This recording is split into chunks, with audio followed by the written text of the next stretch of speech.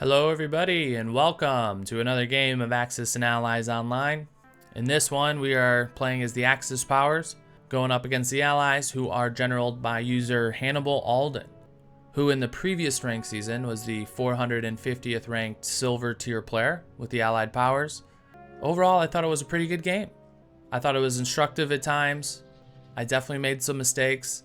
So as you go through, please do comment, share your thoughts on different purchase strategies, different attacks that you would have done or wouldn't have done. I would love to hear from you all as I look to improve my overall game with the Axis. Oddly enough, I feel a little more comfortable with the Allies at this point. All that to say, I hope you guys enjoy the game. Please do like, subscribe, all that fun stuff. I'm looking forward to pushing out more games. I think this was game number 1, first placement game for the new ranked season. And I'm looking forward to pushing out the rest of them as I look to grind my way up into a high gold or maybe even a platinum status, depending on how things go. Enough rambling, let's go ahead and hop into this one. We're here for Germany 1 as we take on a new game as the Axis powers. Let's take a look at kind of how things stand after the Soviet Union took their first turn. They went ahead, they purchased 3 infantry, a fighter, and an artillery in turn 1. Combat-wise, they hit West Russia and Ukraine and had a pretty good result, which is a bummer. So they took West Russia, only lost 2 guys. Then they took Ukraine and retreated back into the Caucasus and only lost an infantry. Take out the bomber, artillery, and 3 infantry and retreated with everything else. Overall, just a bad round, bad trades for us. That's unfortunate. I'm a little curious to get people's opinions. I've, updated my defense profile to lose the bomber after I lose all the infantry. And, we've obviously saved a tank and a fighter out of that retreat from the Russians, but I don't know, is it better to kind of sacrifice those additional units to be able to hit everything that he pushes back here into Ukraine? I don't know. I've heard mixed things. We do have an extra fighter, we have an extra tank, and we'll see what we can do with that. Purchase-wise, we know we need to get a new bomber, so we'll go ahead and do that. And then I'm just going to stick with what is a standard purchase, I think, for a lot of German players in turn 1. 7 infantry, 2 artillery, and then that bomber, as I alluded to. So we'll lock that in, and then we'll get to planning out attacks. I think we'll start with the sea. I'm going to go ahead and send this 1 sub, and then everything else that can hit this fleet here in Sea Zone 7. There's another sub here. Is there anything to do along the Russian front? We know we'll obviously take Karelia. The question is do we try to stack Karelia? Ah, that coffee hits so good. Yeah, it's so good. I can't even focus on my game. That's so needed. Yeah, it's first thing in the morning for me. Nothing better than starting your day off a little Axis and Allies before you get into work. See if we can get this done in time for me to make sure that I don't end up late to any of my first meetings here. So I can get 9 infantry into Karelia, 3 tanks, 12, and he can hit with 1. Yeah, I don't think we can. I mean, with him keeping these 3 tanks on the Ukraine play, he's going to have quite a bit of kick back into Karelia here. So I think it's pretty much dead zone. We'll go ahead and send this 1 guy in there to make sure we at least remember to capture that. This transport then is a little out of play. If I'm not moving units from Norway into Karelia, oh, well, actually I didn't include them in this calculation. So I mean, that would put us at 11 units. I can move these 2 guys. I think I did include them though, because I counted these guys from Germany, but let's just continue to see here. But I think I've answered my own question. I don't have as many units available there as I maybe thought. 9 infantry, 4 tanks. That sounds about right. So I think it's a no. I mean, we don't have enough. Yeah, I mean, he can hit us with 16, and if I were him, I'd do that. So we aren't going to do that. We'll stick with the original plan. Send this 1 guy in, at least take the territory. We'll move those 4 guys up, probably land our fighters in Finland this turn. So the other thought then is, why not just take 1 guy and go get Iceland? Not a huge fan of the Iceland play, but it does make them think twice. Then the other question is, do we want to take Transjordan? And if we don't, do we take a similar play with this transport? I don't think so. Actually, I think I'm going to move these guys into Africa. And then do we maybe just keep the battleship? The thought was send the battleship transport here to 13. Hit this cruiser.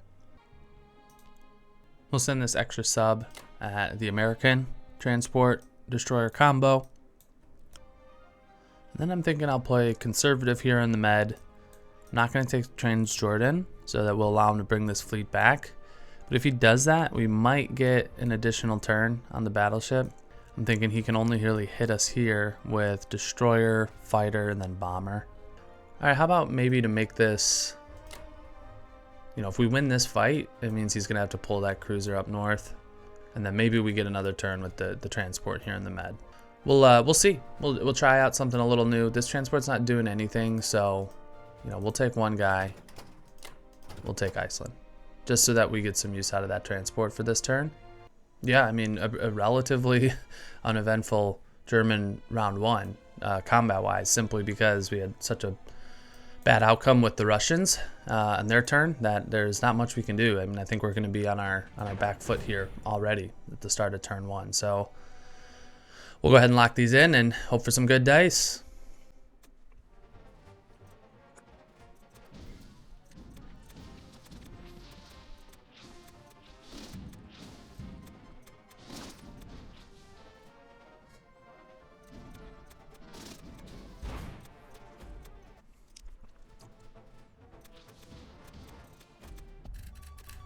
All right, not great dice. This battle in Season 7 was a little frustrating. He hit on his defense of a sub. You know, hits on a 1. He hit that on the first turn. So I already took one of our units out before we could do anything, which is really frustrating. So we ended up losing, you know, all the boats and one of our fighters, which is a pain in the you-know-what. We're going to centralize our tanks here. We got our 1 unit there. I'm thinking we should maybe pull all of our main guys off the front line here. And basically just leave 1 unit in each of these. Tanks come back.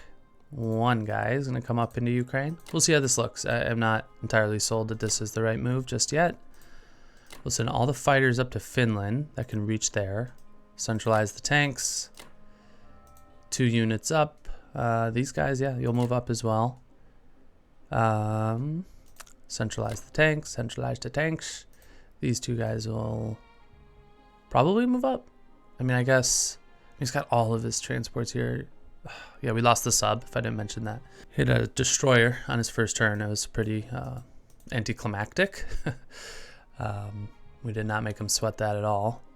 I mean, he has a good shot at having some, whatchamacallit. Oh my god, I'm blanking. You know, dropping a fleet and having some transports and whatnot, you know, already to go and ready to land, you know, within a turn. So Germany's going to be on a big defensive. Centralize the tanks. These 2 guys will move up. Move them here. Tank. Infantry. Down here. We're not going to give up Africa without a fight. Aircraft gun up. And then the question is do we at least just put a few guys here so we can drop 1 with a couple fighters? How about we put... we're going to build a lot of infantry. I mean, I think we're just going to have to keep quite a few guys, you know, set up around here. Fighters out, tanks out. We'll move this one, this aircraft gun up. We'll leave 1 aircraft gun here. Well, no reason not to actually just put 2 in there. Do we give them access to Morocco? We moved everyone up. Yeah, I guess there's no reason not to do that. If he wants to take it, we'll do it. We'll let him do that, and then we'll figure out how to fight back. And I think that's it on units here. Open, Norway, fighters in Finland. 1 guy, 1 guy, 1 guy.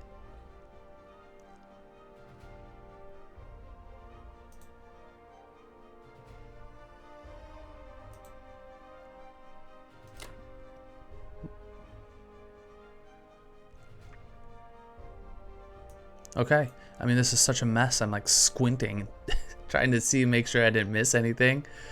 But I think everything looks accounted for. So that's going to do it for Germany's non-combat.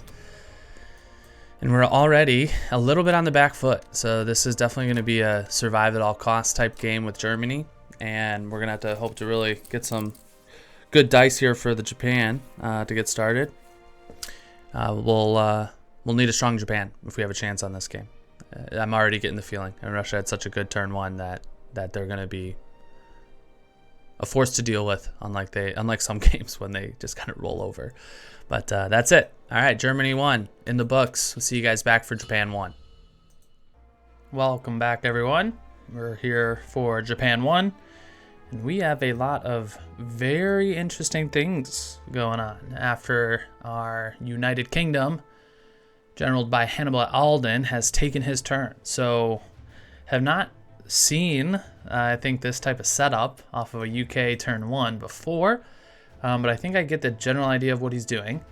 And in its simplest term, I think he is trying to go after Japan. This looks like a KJF to me. So our purchase is going to be pretty defensive. I'm going to go with 3 fighters. Very helpful. We're going to be fighting all around these waters in the Pacific is how it's looking. So we're going to go ahead and lock that in. Now, here are my initial thoughts and what I think he's trying to do. You can see he's got his cruiser down here in 30, threw a sub in 37. He's got cruiser transport. You know, he took Malaysia, or Malaya. You don't ever see that. At least I don't think I ever have. But I think his idea here is he's trying to spread out the British targets. And he went and did the cruiser fighter attack in 61 here. So he's got like what, 4 sea zones with 1 or more UK units. And then you can see he bought 2 bombers. So yeah, let me just recap the British term. Tank and 2 bombers. Pretty sure that all went into India. So he did not build or do anything in England. His strategy, at least what I believe his strategy is to try and spread out the Japanese fleet and then hit them back with whatever's left, whatever I can't hit, and the bombers. So meaning if I, go ahead and hit this cruiser transport, he's going to have the sub, the cruiser, 2 bombers to hit this back. Is that enough?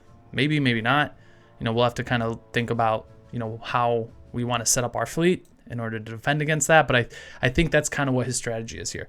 Bombers in India are great for just pestering the Japanese fleet all around these, Asian coastal territories here, down in the South Pacific and along the coast of China. They can hit all this and get back to India and other territories safely. Real quick, some other moves. They went ahead and did hit our little battleship transport combo in 15, took that out, lost a destroyer in the process. And I think that was really about it. It was a 61. Yeah, we covered that. Sea Zone 3. Oh, yeah, we had a transport up there. But, yeah, nothing really other than that to note in the European theater. So what are we going to do as Japan here? I'm going to need a little time to kind of think about this. 2 hours later. So here's what I'm thinking. And I have no idea if this is the right idea. I'm getting a little crazy. I don't think I've ever had a first turn with Japan like this. So this will be interesting to see if this pays off or what learning lessons there are to have from this. A few things. One is he tucked a little transport down here. He took a guy off New Zealand, dropped him in Australia. I'm going to use this sub, go ahead and hit this. As you can see, I have to essentially say no to Pearl Harbor, which is a bummer. But I think trying to secure the South Pacific here is more of a priority based on what he purchased and what it looks like he's trying to do with the UK from India. So we're going to have to deal with the Americans, but we have at least a turn or 2 until we have to kind of turn and focus our attention on them. We're going to move all available units on the mainland here into Yunnan. We're also going to bring, honestly, I can't remember. I have to look at this. What do we else? We're bringing the bomber and a fighter as well. We're going to move all these guys from Shanghai into Anhui. We're going to bring an additional infantry and the fighter from Manchuria to hit that. And I am flirting with the idea of trying to hit Burma here as well. The obvious issue is he moved his anti-aircraft gun from India into Burma. So he's going to have 3 shots or, a shot on each aircraft I bring in there, up to 3. And there's no way we can try and do that without, sending some air. So I think I have 3 infantry here and our 2 infantry, artillery, and 2 fighters. That's the only way I can, take a shot at this. And even if we get through the anti-aircraft guns, we're probably only going to have a shot to thin out this mini stack of 3 infantry and hope to get 1 or 2 hits before, we have to retreat. That's risky.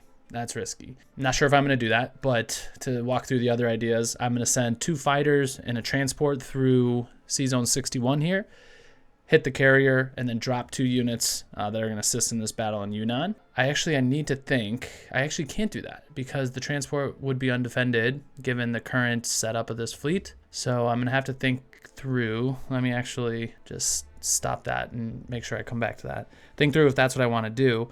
But that was the original idea, and using the fighters to clear the carrier, and then I was going to send all other fleet into 36 here. The math there was what? 2 carriers, 2 battleships, destroyer, cruiser. That's quite a lot of defense, and they on the British end would hit with sub, cruiser, 2 bombers, and then he can actually use this fighter. So this actually is maybe why he took Malaya, is he can send 1, 2, 3, and then land in Malaya for 4.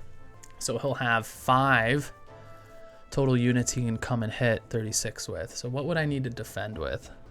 And what continues to make his idea of spreading this all out so difficult is, even if I split the fleets here and I say, okay, I can get, with a battleship, a couple battleships, maybe 1 carrier with fighters is enough to deter, those 5 units from hitting. Do we have enough to stop him from hitting with these 2 bombers and a fighter and 61, right? So any subtraction from 1 maybe leaves us open in another. Now, the other option is to simply not take any units on the transport and use them in any of the attacks here in Yunnan. I could come down and hit Malaya, and that at least takes the fighter out of the equation. But is this enough then to take Yunnan? He's got 3 units. Right now I have 4 in there, which is what, 2 infantry. I mean, we essentially then need to, actually, I think I'm answering my own questions here. We're going to send all these guys, send all those guys into Yunnan. These guys are going to come down. And you know what? Just to be safe, I don't like to do this, but I'm a little, it's so inefficient though. I was thinking of taking the bomber, or the tank, just to make sure we have better odds at hitting this, but I think I can actually use these fighters, so we don't need to do that. Cancel. We'll take these guys off the Philippines, drop them here, and into Malaya. These 2 fighters now are available. All right, I think I'm just going to split these fighters up. My last thought here is, should I send the destroyer into 61 in case he hits with the aircraft carrier? We have a cruiser to absorb 1 hit here in 36, and I would love to avoid, I'm buying 3 fighters, so losing fighters is not the end of the world right now. Yeah, you know what? I'm gonna send the destroyer into 61. And if he wants to send some fighters to hit a lone destroyer, be my guest. And I think that's it. So I know this is a mess. I hope you guys are able to kind of follow what I'm trying to do here. But again, this is an untrodden path for me. I have not seen quite a setup like this from the UK after turn 1. But I think this kind of accomplishes what it is we're trying to do and takes the sting out of some of the things that I think he wants to do, given the way he's set up for a counterattack with these bombers and the fighter. So we'll see. We shall see. Yeah, a little sneaky little bastard down here trying to tuck that transport down there. That's a good play. But look, I'll say this: no matter what happens here, I'm taking some notes because this is a lot of fun, and it's fun to do a KJF because you don't do them as often.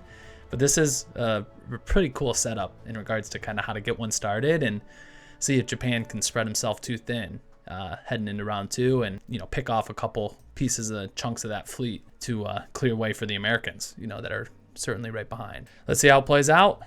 We'll lock it in and pray that we get some good dice here.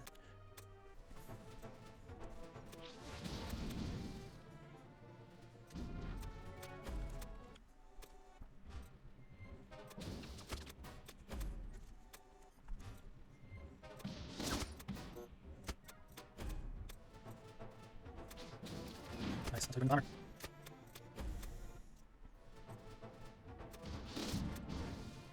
bring the destroyer. Okay, I mean, I think combat couldn't have gone any better. I think we lost maybe 1 or 2 units, and I almost had a total brain lapse here. He got one of the hit with the cruisers, and I almost took out my own cruiser instead of taking the one and the battleship. I was like this close to clicking, but then I was like, "What the heck am I doing?" Yeah, all went according to plan. So let's get organized here. Bomber, we'll just send you back to Japan. The fighters here. Now I need to get organized on the fighters. How are we gonna do this? We need 4 on the fleet. So that's 1, 2, 3, 4. Now this guy can go back to Japan, but I'm gonna send him to Manchuria. There's nothing, scary here. He can move those guys down, but whatever. This fighter, same thing. We'll land you in Manchuria, and that is all our fighters. So, and I also, yeah, in 61, glad I sent the destroyer. He got a hit with the aircraft carrier, and so we took our hit there and saved us another fighter. So we're gonna have a ton of air, and then we're likely gonna have to just pivot to building ships and turn and fight America, assuming we've neutered a lot of what I think his idea was with his purchase here for India. Let's see. I do not know what to expect. Okay, mobilization. Yeah, pretty easy. 3 fighters into Japan. That's gonna do it. So yeah, I'm really curious to see where things go from here. No idea if what I'm doing is a good idea or the right one, but we will find out when we come back for Germany 2. All right, Germany 2. Let's hop into it. The Americans, take a look at their turn. They went ahead and purchased carrier battleship destroyer, so they are going full bore into KJF, going after Japan. They went ahead and moved their fleets down here into 44. They took the Solomons, and we're going to have a lot to handle on our hands very quick with Japan. The Russians, in turn, went ahead and bought 9 infantry. They are just going to hunker down, settle in for the winter. They dove into Kwangtung, took Karelia, and took Ukraine. Honestly, things are not looking pretty good for us already. We already at a deficit, but that just really strong Russian one has really, I think, set us back, to be honest. I don't think we're going to try anything too crazy just yet. I'm going to buy 3 infantry, 5 artillery, 2 tanks. Flirted with getting another bomber, but I do feel like getting a couple extra units onto the board is more valuable than having an extra bomber as of right now. We're going to lock that purchase in. We're just going to continue to try and pump units onto the board. I have thought about trying to potentially take and hold Karelia. He just has too much. He has, 8, 12, 16 units, 4 tanks. He's got 3 fighters. That's just going to set him up for a really good strafe. That he's going to have 7 rolls on 3s, 4 rolls on 2s. I mean, he can, if I put all 8 of my infantry there, he could hit all of them. And I don't know if I'm willing to do that. Now, I could put the extra tanks there, and that would get us up to a defense of, 17 total units. Without the fighters being able to land there, though, I don't think we'll have enough. So my thought here is to just go light into Karelia once again. We'll trade this one more turn. We'll move, these 7 guys up. I think that'll be the better approach versus trying to do it now. We're going to be a little patient. I don't know if we have enough time to be patient really at this point, but I don't think just throwing, 8 to 16 units into the grinder is really the right move right now. I think I am going to take my shot in Africa here.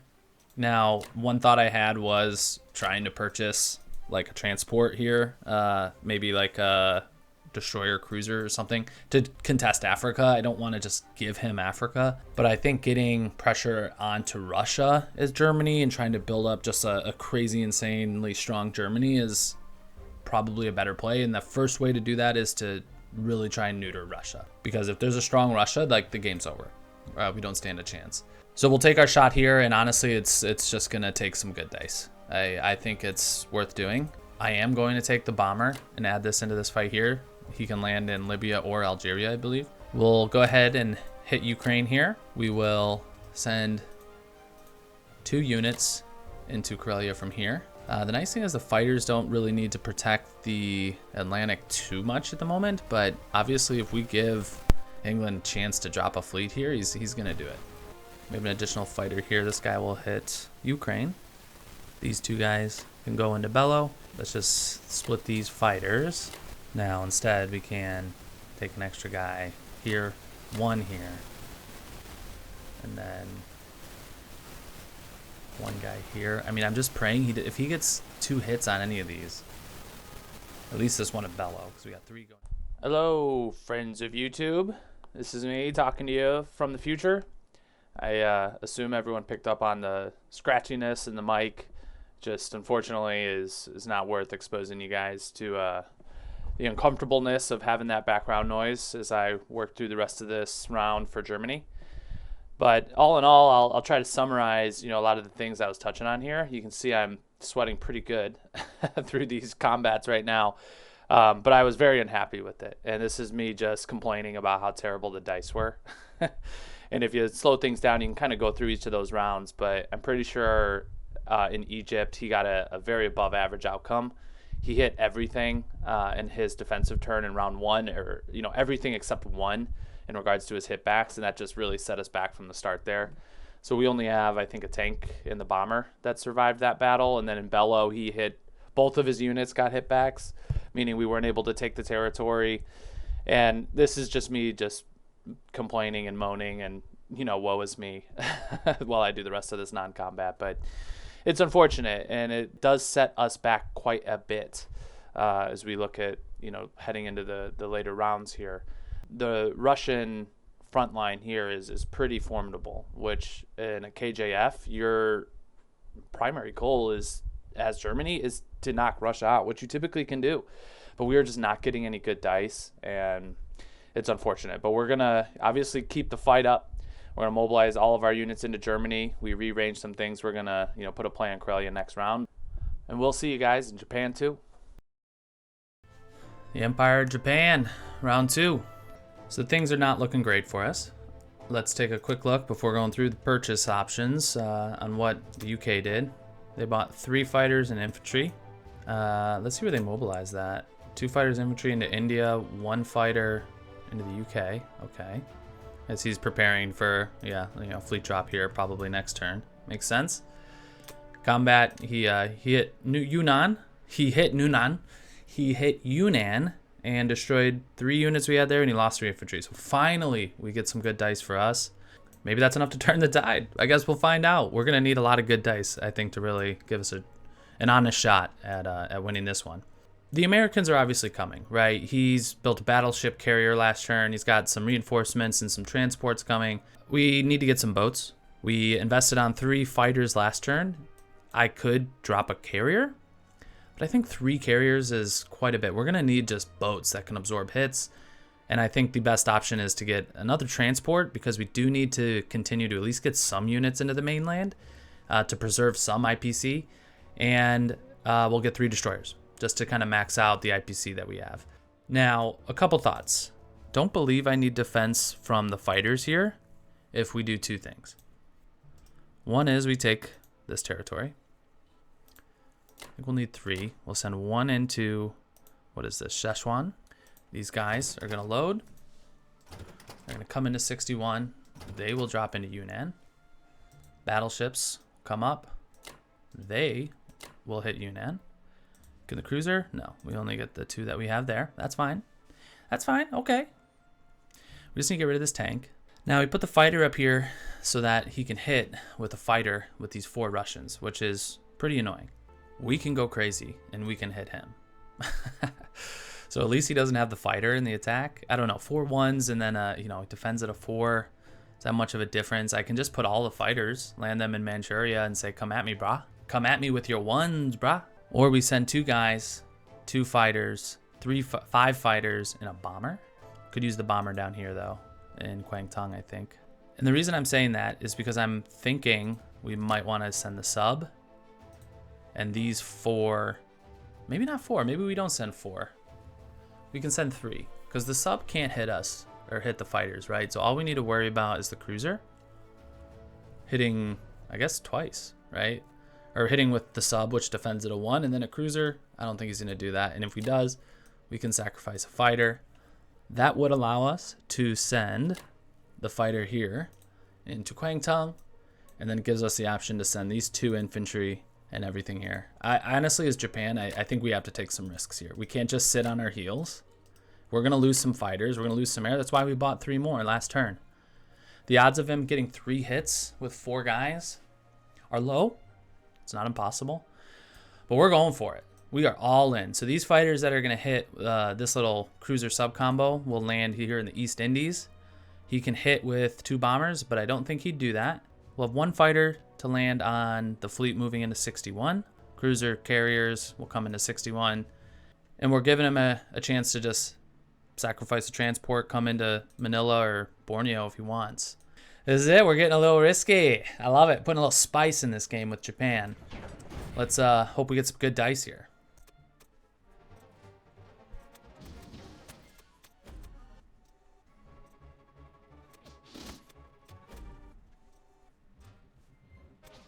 Come on, couldn't win him. Ooh, let's go, baby. Let's go.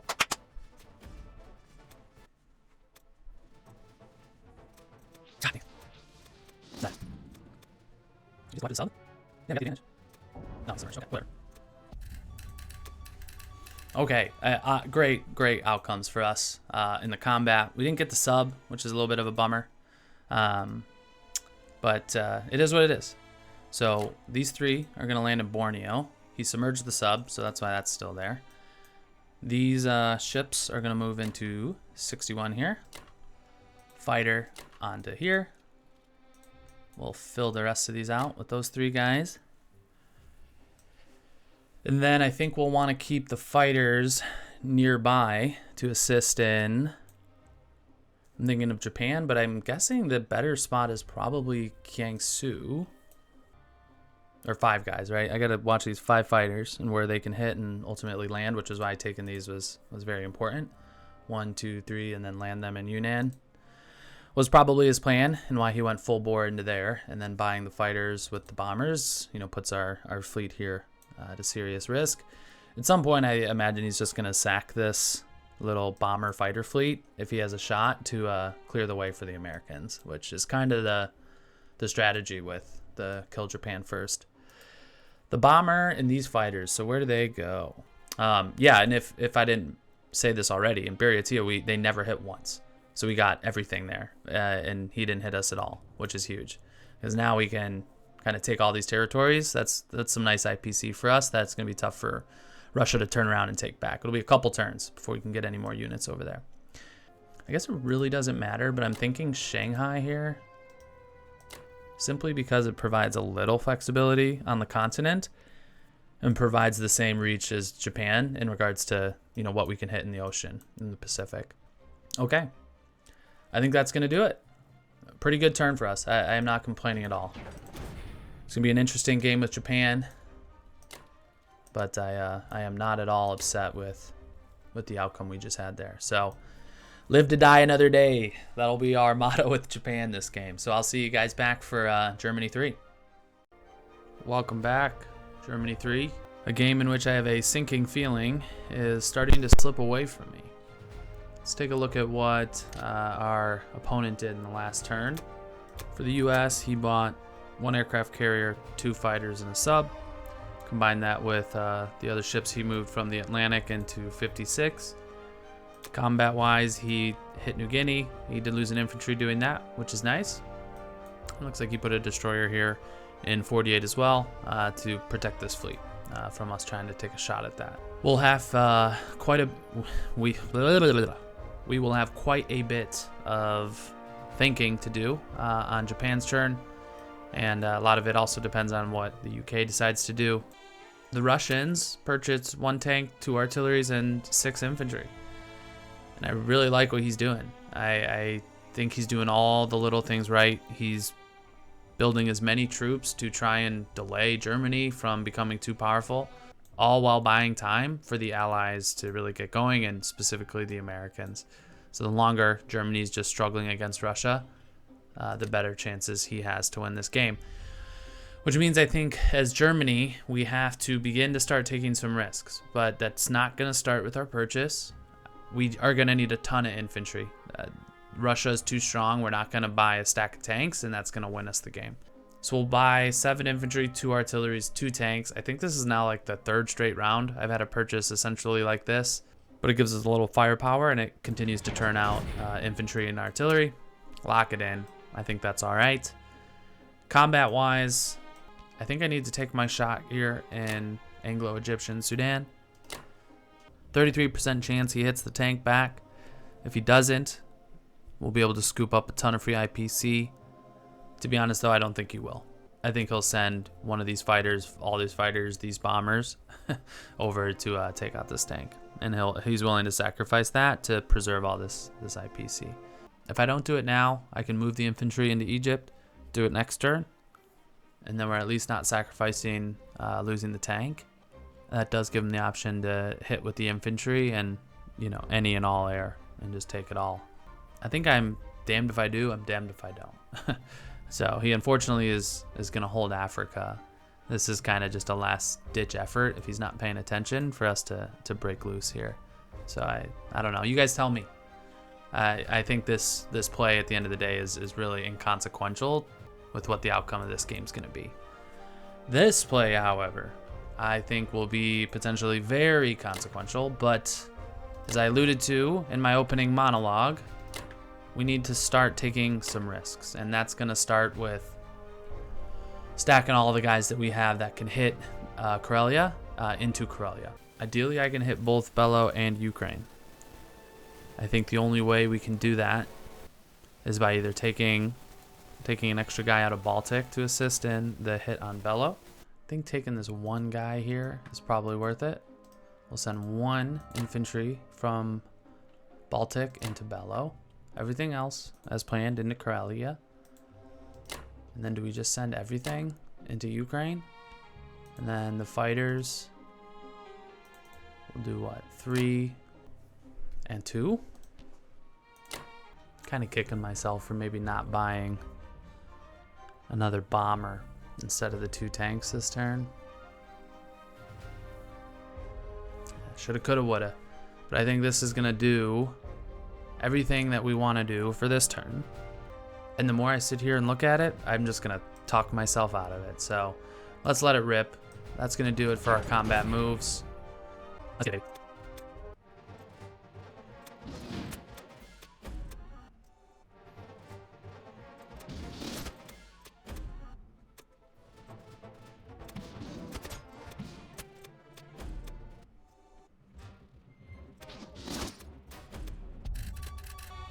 All right, combat couldn't have gone better. I think we maybe lost one guy.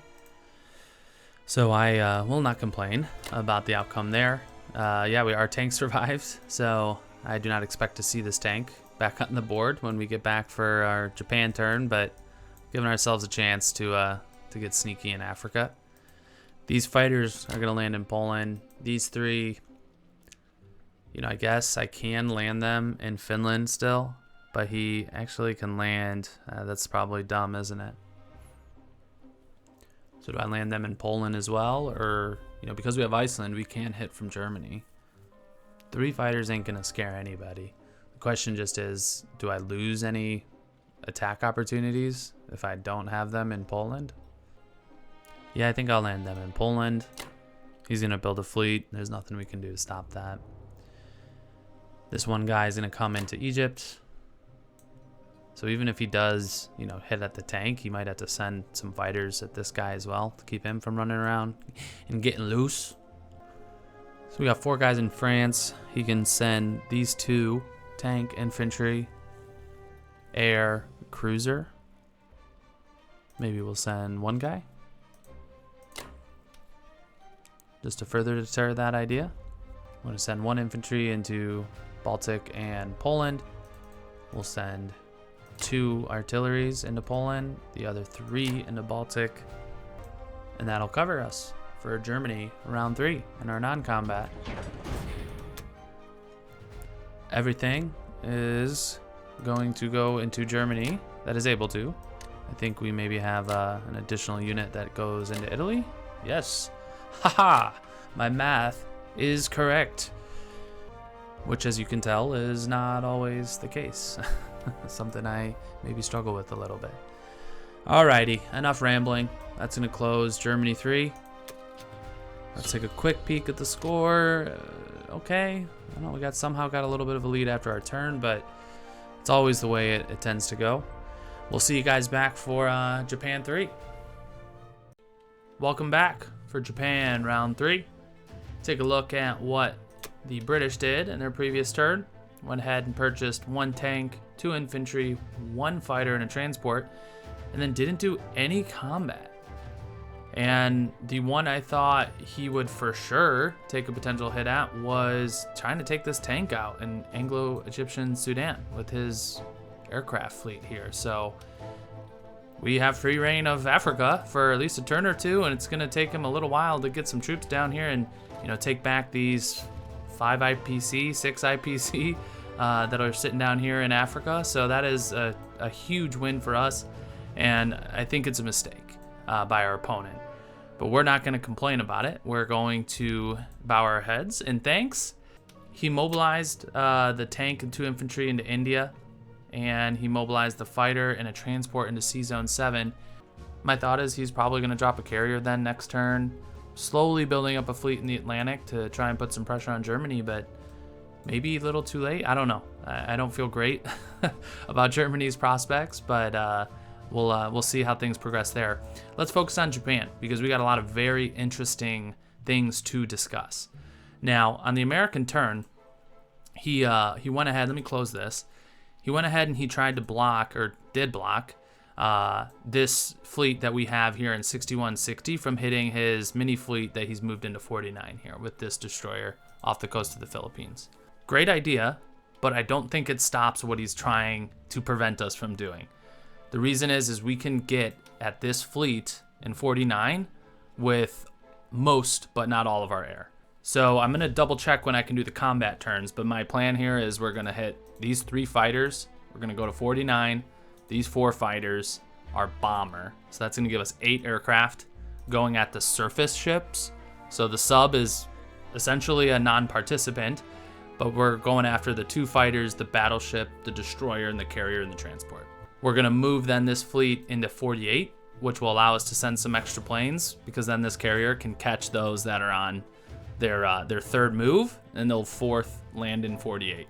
I need to then just double check and make sure that when we combine our fleet here in 48, that this mini fleet of cruiser, destroyer, battleship, carrier, 2 fighters is not a serious threat at whatever we end up putting here. So I'm going to have to just think through that one last time. Moving forward with that strategy has led me to think that going with a purchase of an infantry, artillery, and 2 fighters and a destroyer is the way to go. The last thought with this move here is our 2 transports will be safe in 62. So we can't move units from Japan, you know, into Yunnan or Kwangtung, but we can drop them into Manchuria.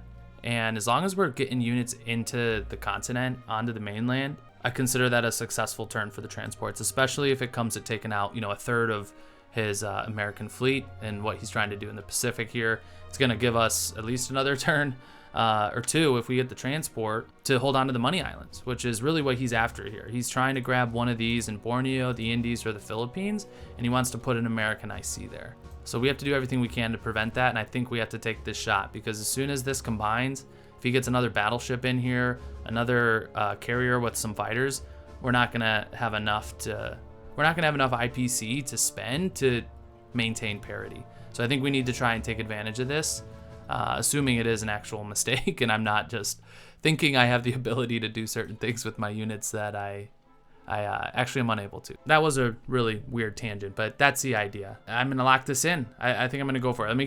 Give me one more chance to think about this and make sure I haven't kind of miscalculated or miscounted anything. Otherwise, I'm gonna lock this in.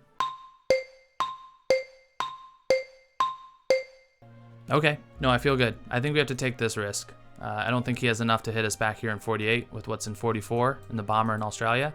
So we're gonna roll these dice, baby. Pun intended. We're gonna roll these dice. So let me lock this in. Infantry, artillery, destroyer, 2 fighters to basically replace what we're gonna lose in this attack. Let's go ahead and line this up. Bomber into 49. 4 fighters into 49. 3 fighters into 49. carrier, cruiser, 2 battleships into 48. I guess the sub can go into 36. I'm pretty sure he's... Oh, actually, this stinking sub. My plan was to leave these transports, do a non-combat into Manchuria, but this sub can hit 62. We are buying a destroyer, but that gives him a 50-50. The other option is to leave 2 destroyers. I guess we'll have to kind of think that through. We don't need to commit these destroyers now. We can always move them after we take out the destroyer here in 48. I do need to make sure we have 4 fighters to land on the 2 carriers here in 48, meaning any attacks we take on the mainland here. Oh, I cannot forget this. This is actually huge. I must take these 2 territories.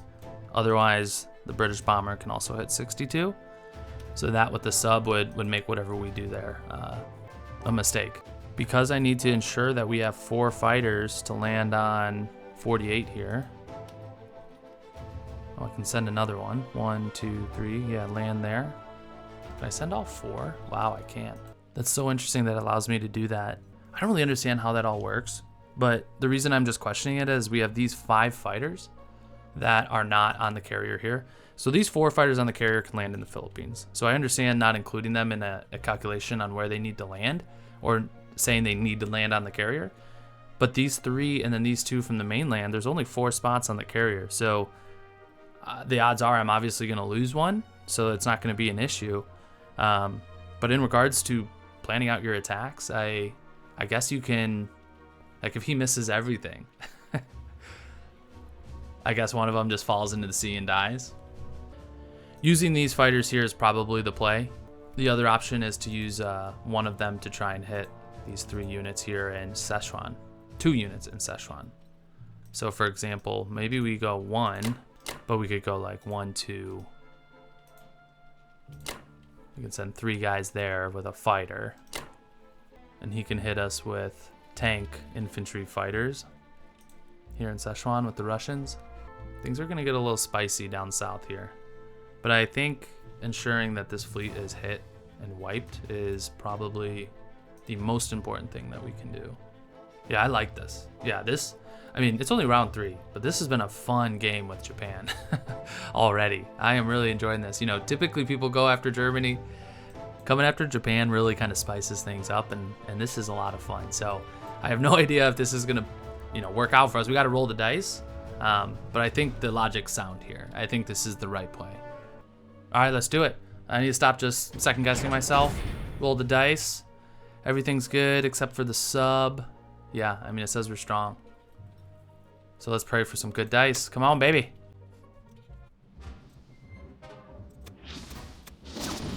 Okay. Fuck.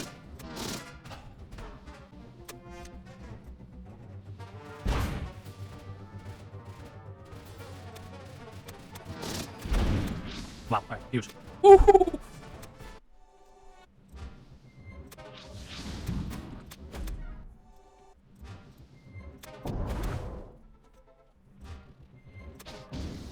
Nice, huge. All right, combat was great. I was sweating in this battle in 49. I was really sweating. I'd have to go back and think about it. I've already like kind of blocked it out of my memory. But he had a really good round 1 on defense. He hit all of his heavies. I think he hit all of his 4s, like all of it, his battleship and his fighters all hit. And that was a tough pill to swallow.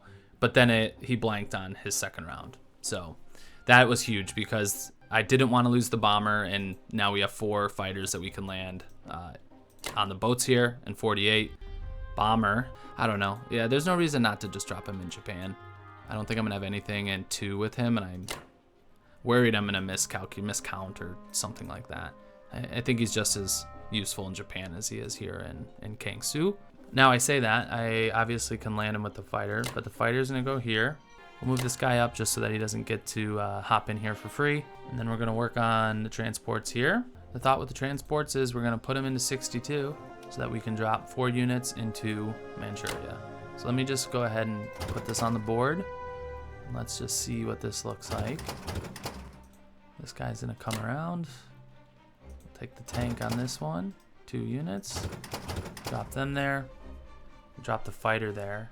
Then we're building a destroyer, so we need to add 1 additional destroyer there. We'll send the other 2 into 48.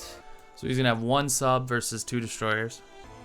I mean, I think I have to kind of let him shoot that shot because preserving this fleet with all the American fleet coming is priority 1. So the odds are with us. I mean, we could get really unlucky. Let's just hope that that's not the case. That's gonna close Japan's turn. Mobilize our units. Destroyer goes into 62. Everything else onto mainland Japan. 2 fighters. And everything on that turn went exactly according to plan. Mwah. Hello, it's me from the future again. I want to apologize. The feedback on the mic is just really unbearable. But there's not much to miss here. Just really going through a recap of what the U.S. did here, purchasing a battleship, 2 subs, destroyer, putting that off the west coast of America, and talking through some of their movements. They consolidated their fleet in the South Pacific there, and they went ahead and they took out the tank here in Anglo-Egyptian Sudan. So what I thought was a mistake on the UK turn turned out to be just him biding his time to hit that tank with the American aircraft and putting an end to all my hopes of stealing that IPC in Africa. But all in all, I promise I'm going to work on getting this mic issue sorted out. I'm hoping this issue doesn't persist throughout the rest of this video. If so, I'll just do my best to skip through this and recap kind of what you're missing here while the audio is not up to the quality I would have expected. So we'll have to kind of figure out what we want to do with Japan next turn. For the Germans, we can take a look at what the Russians did. They purchased 5 artillery, 3 infantry, so trying to get himself a little bit of a kick here with a mostly artillery purchase for all the infantry he has. I think that's a good move by him. And he took Ukraine, lost an infantry doing that. He took Bello with no units lost, and then he took Szechuan, moved to tank and infantry in there. No units lost there either.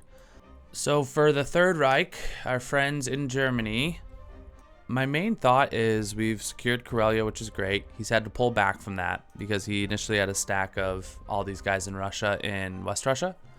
So for the moment, Karelia is ours. What I need to try and focus my attention on with Germany next is getting the Caucasus. So I'm trying to think of a way for us to secure the Caucasus, which is going to be very hard. The ideas that I've thrown out here while trying to map out a purchase were all not as simple as I maybe thought it was. I thought it would be as simple as trying to move, this stack we have in Karelia into West Russia. That's probably not a good idea. He has more than enough force now with all the artillery he purchased to hit this really hard. We do a lot of damage, but it's probably going to set Germany back. That's probably not a good trade for us, especially with the British about to begin landings. They got 2 transports here. My assumption is that they're going to start landing up north and putting pressure on Karelia themselves. Because the British are coming, I can't divert from the artillery infantry purchases because I think I'm going to need a lot of bodies. I'm going to need to start trading with the British while at the same time trying to match the 6-8 guys that Russia's building a turn, and we're going to need a huge stack of infantry if we're going to have any chance of taking Moscow. Additionally, I had been flirting with the idea of exploring putting an IC in Egypt. My only issue with that is I don't think I'd be able to hold it. So if I dropped it this turn, he can send all of his air, right? He has all of these 7 aircraft from India. He's got these 2 aircraft from the US. He could hit this 1 infantry here and then take it with Russia. We wouldn't even be able to build any units there. It would be a waste. So if the IC was off the table, I kind of flirted then with an idea of dropping a transport in 15 to try and shuck some more troops into Africa. I would love to not give up Africa. I'd love to fight for it. But I don't think this is the turn to try and do it, simply because these bombers are all in range of C-Zone 15. So to do that, we would need to drop a cruiser, destroyer, like at least 2 boats with it. So that's going to be a 27 IPC investment, leaving us with maybe 5 or 6 infantry that we could buy. I don't know if that's the right move, just simply because I think we're going to need all of the bodies we can get in Europe. So pros and cons, right? Pros, if we did that, we can start getting a couple more troops in Africa. But even then, it's not a guarantee. Because again, 2 boats, he could send 3 bombers and just roll the dice. The fighter can't get there. These fighters can't get there. But, I mean, it just takes 1 turn for him to shuffle it up, and we'll be able to shuck 2 units. Is that enough to secure Egypt and maybe build an IC? But then if we build an IC in a turn or 2 from now, that's, again, another 20 IPC or, 5, 6, 7 units not going into Europe. And then we're going to be really behind the ball. So I'm struggling to try to piece together any ideas in regards to how we can get pressure on Africa and then in turn on the UK if we were somehow able to, take a lot of the money that's sitting down there. So a very long-winded way to say, and I know I've had this on the screen now for a couple minutes, I think we're going to stick with what has kind of been a standard purchase for us most of this game. 5 infantry, 4 artillery, 2 tanks, 2 units will go into Karelia, everything else into Germany. And then we're going to look at hitting Archangel, West Russia, Bello, and Ukraine. Let's lock this in. I am a little kind of nervous that I'm doing the same thing every turn with Germany. Does that mean I'm doing the wrong thing?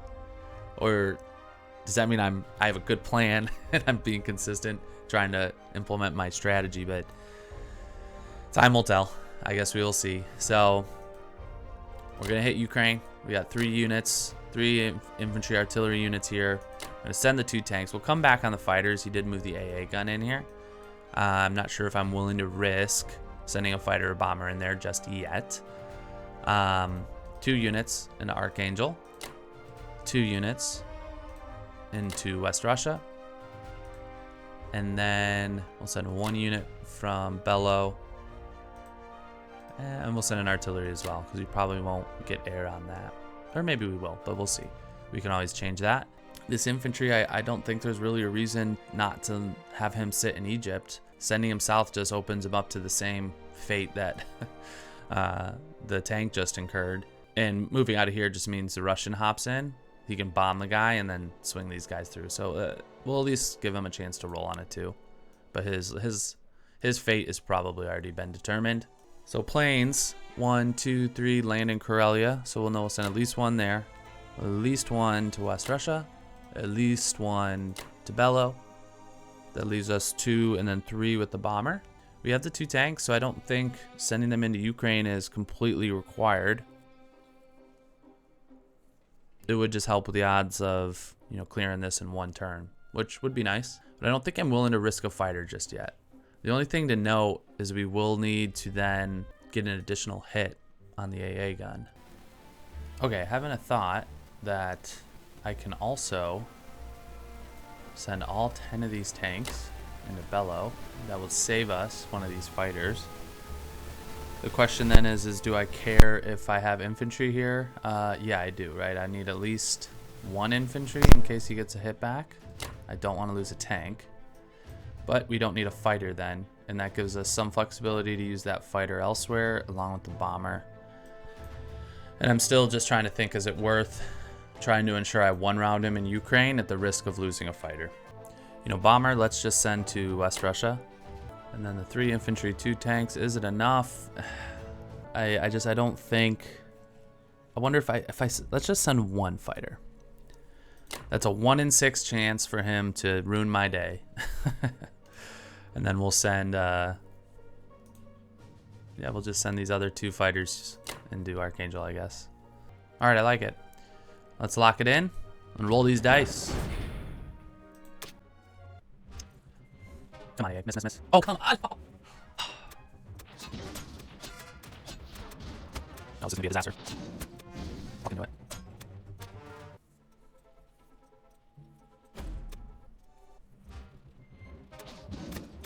Jesus Christ, you take everything. What? Oh my god. Oh my god.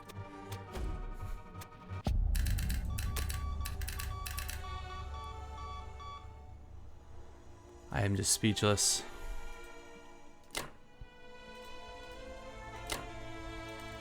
That was horrendous.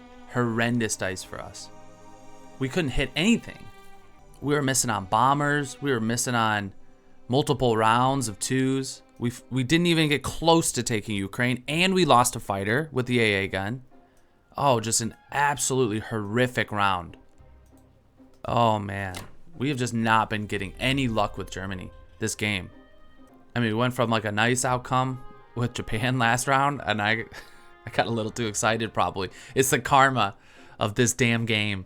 You get a little excited that you had like a decent outcome with one battle. It's like, yeah, we're going to absolutely ruin your evening in your next round. What can you do? Send one guy into France. He can drop 6 with the fighter and 1 bombard. You know, maybe we'll just add a 7th guy. Is that crazy? I don't know if that's getting a little overzealous, but I don't want to start trading France with him. If he's going to land, I want him to land north. So I really want to deter him from doing that. I mean, if he wants to land in northwest, fine. We'll deal with it. So the issue is he has shots on these tanks, which we don't need to completely allow. We do have these 3 artillery, so we can send these 3 with the tanks. We'll need to send, let's send 2 artillery and then 2 infantry. With these 2 tanks, oh, they have an AA gun. I forget to keep moving that. And yeah, I think that's gonna do it for our non-combat moves for Germany. Man, just atrocious round. Absolutely atrocious. How am I supposed to go on with my day now, huh? You get an outcome like that and it takes the wind right out of you. 2 artilleries into Karelia, tanks into Germany, everything else into Germany, and yeah, that's gonna close us. Closes here on round number 4 for the Germans. We'll see you guys in Japan 4. We are back with Japan round 4. Let's take a look at what the UK did in their last turn. I bought 2 tanks and infantry, put those into India. Then they went ahead and bought an aircraft carrier for their C-Zone 7. But as Japan, we need to turn our attention to the Pacific. So, quick combat overview. British took French Indochina, blitzed the tank through Burma into here.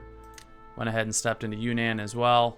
Moved his sub over here to 49, so he didn't go ahead and take a shot at these transports, which I like to see. And Japan has their hands full yet again. So we had a very brief victory in 49, but we are already back on the defensive. So purchase-wise, I think I need to invest in a IC for Manchuria. And we're going to buy 4 infantry, and then we'll get another destroyer. My logic here is pretty simple. I think we need to invest in the IC now to ensure that we can build 3 units every turn on the mainland. At the moment, there isn't a ton of mainland pressure, but I think that's to change, and ultimately we need to start putting a little pressure on Russia with Japan. If we can get a couple units on their doorstep, that at least requires them to trade units with Japan, giving us a shot with Germany maybe, I don't know. And so we need to try our best to assist them with Japan. The destroyer is obviously to continue to beef up our boats. America is all in on buying more boats. You know, these 4 guys will reload our transports, you know, that we have up here in 62. I think that's going to do it. So we'll lock in this purchase. I think the logic is sound. For combat, let's take care of the easy ones. We'll step into Evenki with that 1 unit. I am interested in taking our transports, dropping these guys into Yunnan. The only issue with anything we drop here into Yunnan is going to be completely wiped. He has these 2 infantry here that he can step in with, and he's got these 7 aircraft. Plus he can obviously hit with the tanks as well. So that's not as straightforward as I hope or think it maybe might be. The question just is it worth sacrificing those 4 guys in Yunnan, hope for some hitbacks, because we have to do something. I mean, we can't just sit back and wait for him to hit us. I was curious what we could have to potentially hit this fleet in 44.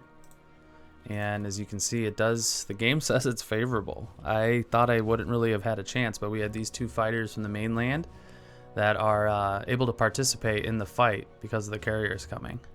Unfortunately, the sub here in 36 is not in range.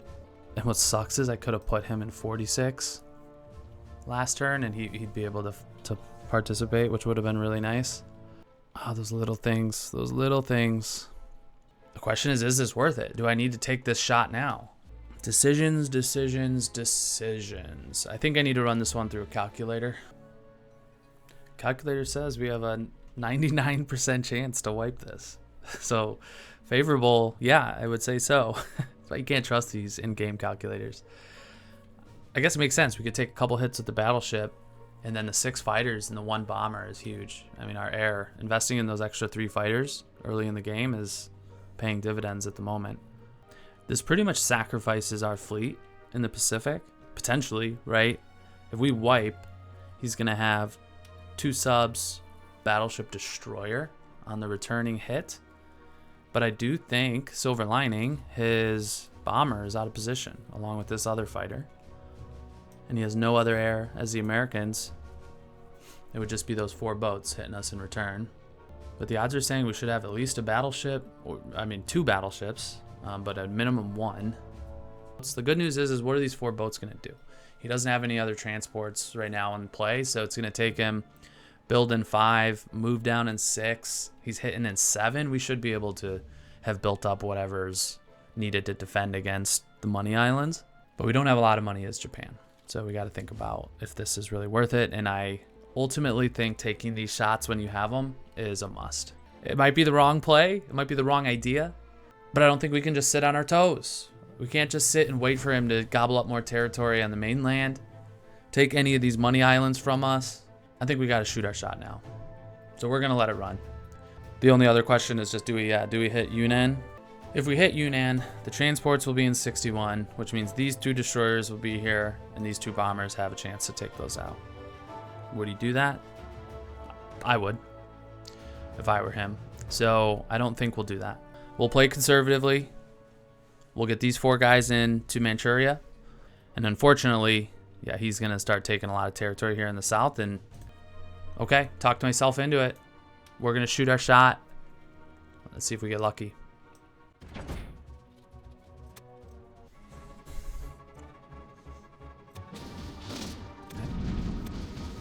Luck. Brutal. We'll take 1 hit on the aircraft carrier here, because I don't think we're going to have enough planes flying on anyways. So I have 5 units to hit back. Yes, let's go.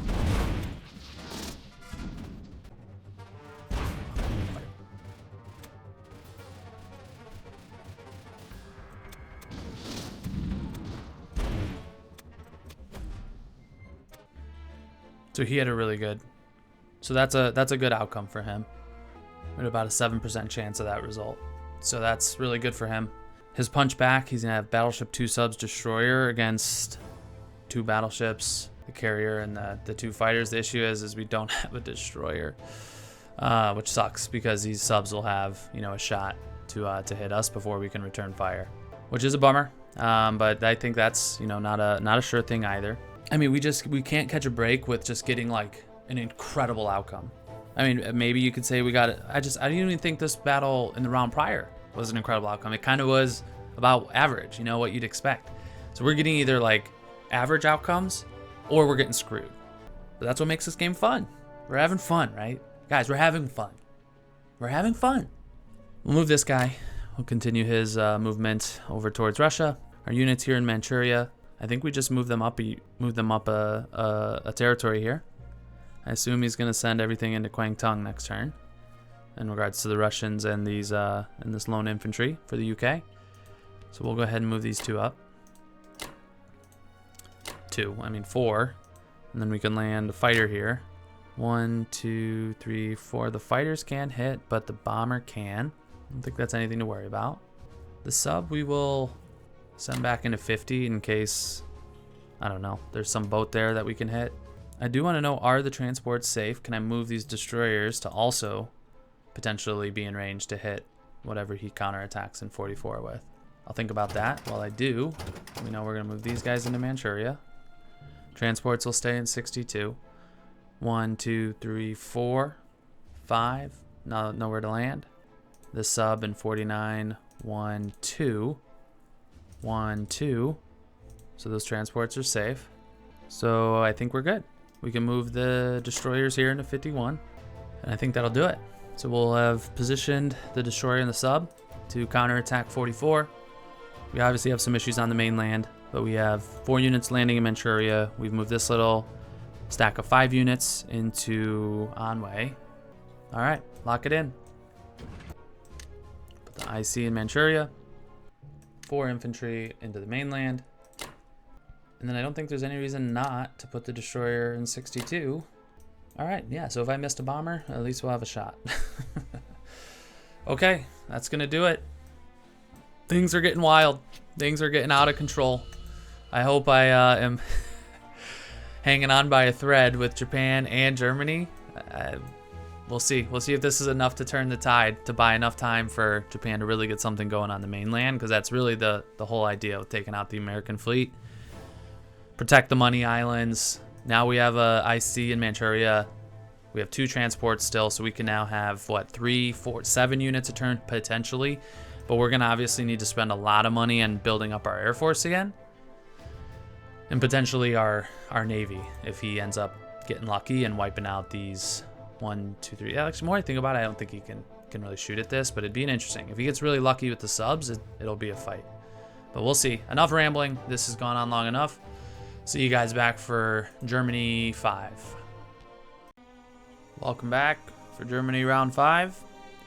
We are desperate for something to go right for the Germans in this game. So hopefully this is the time for the Germans to really break through. Let's take a look at what the US did last turn. They purchased a carrier, 2 fighters, and a sub, dropped that into 56. Combat-wise, they went into Egypt.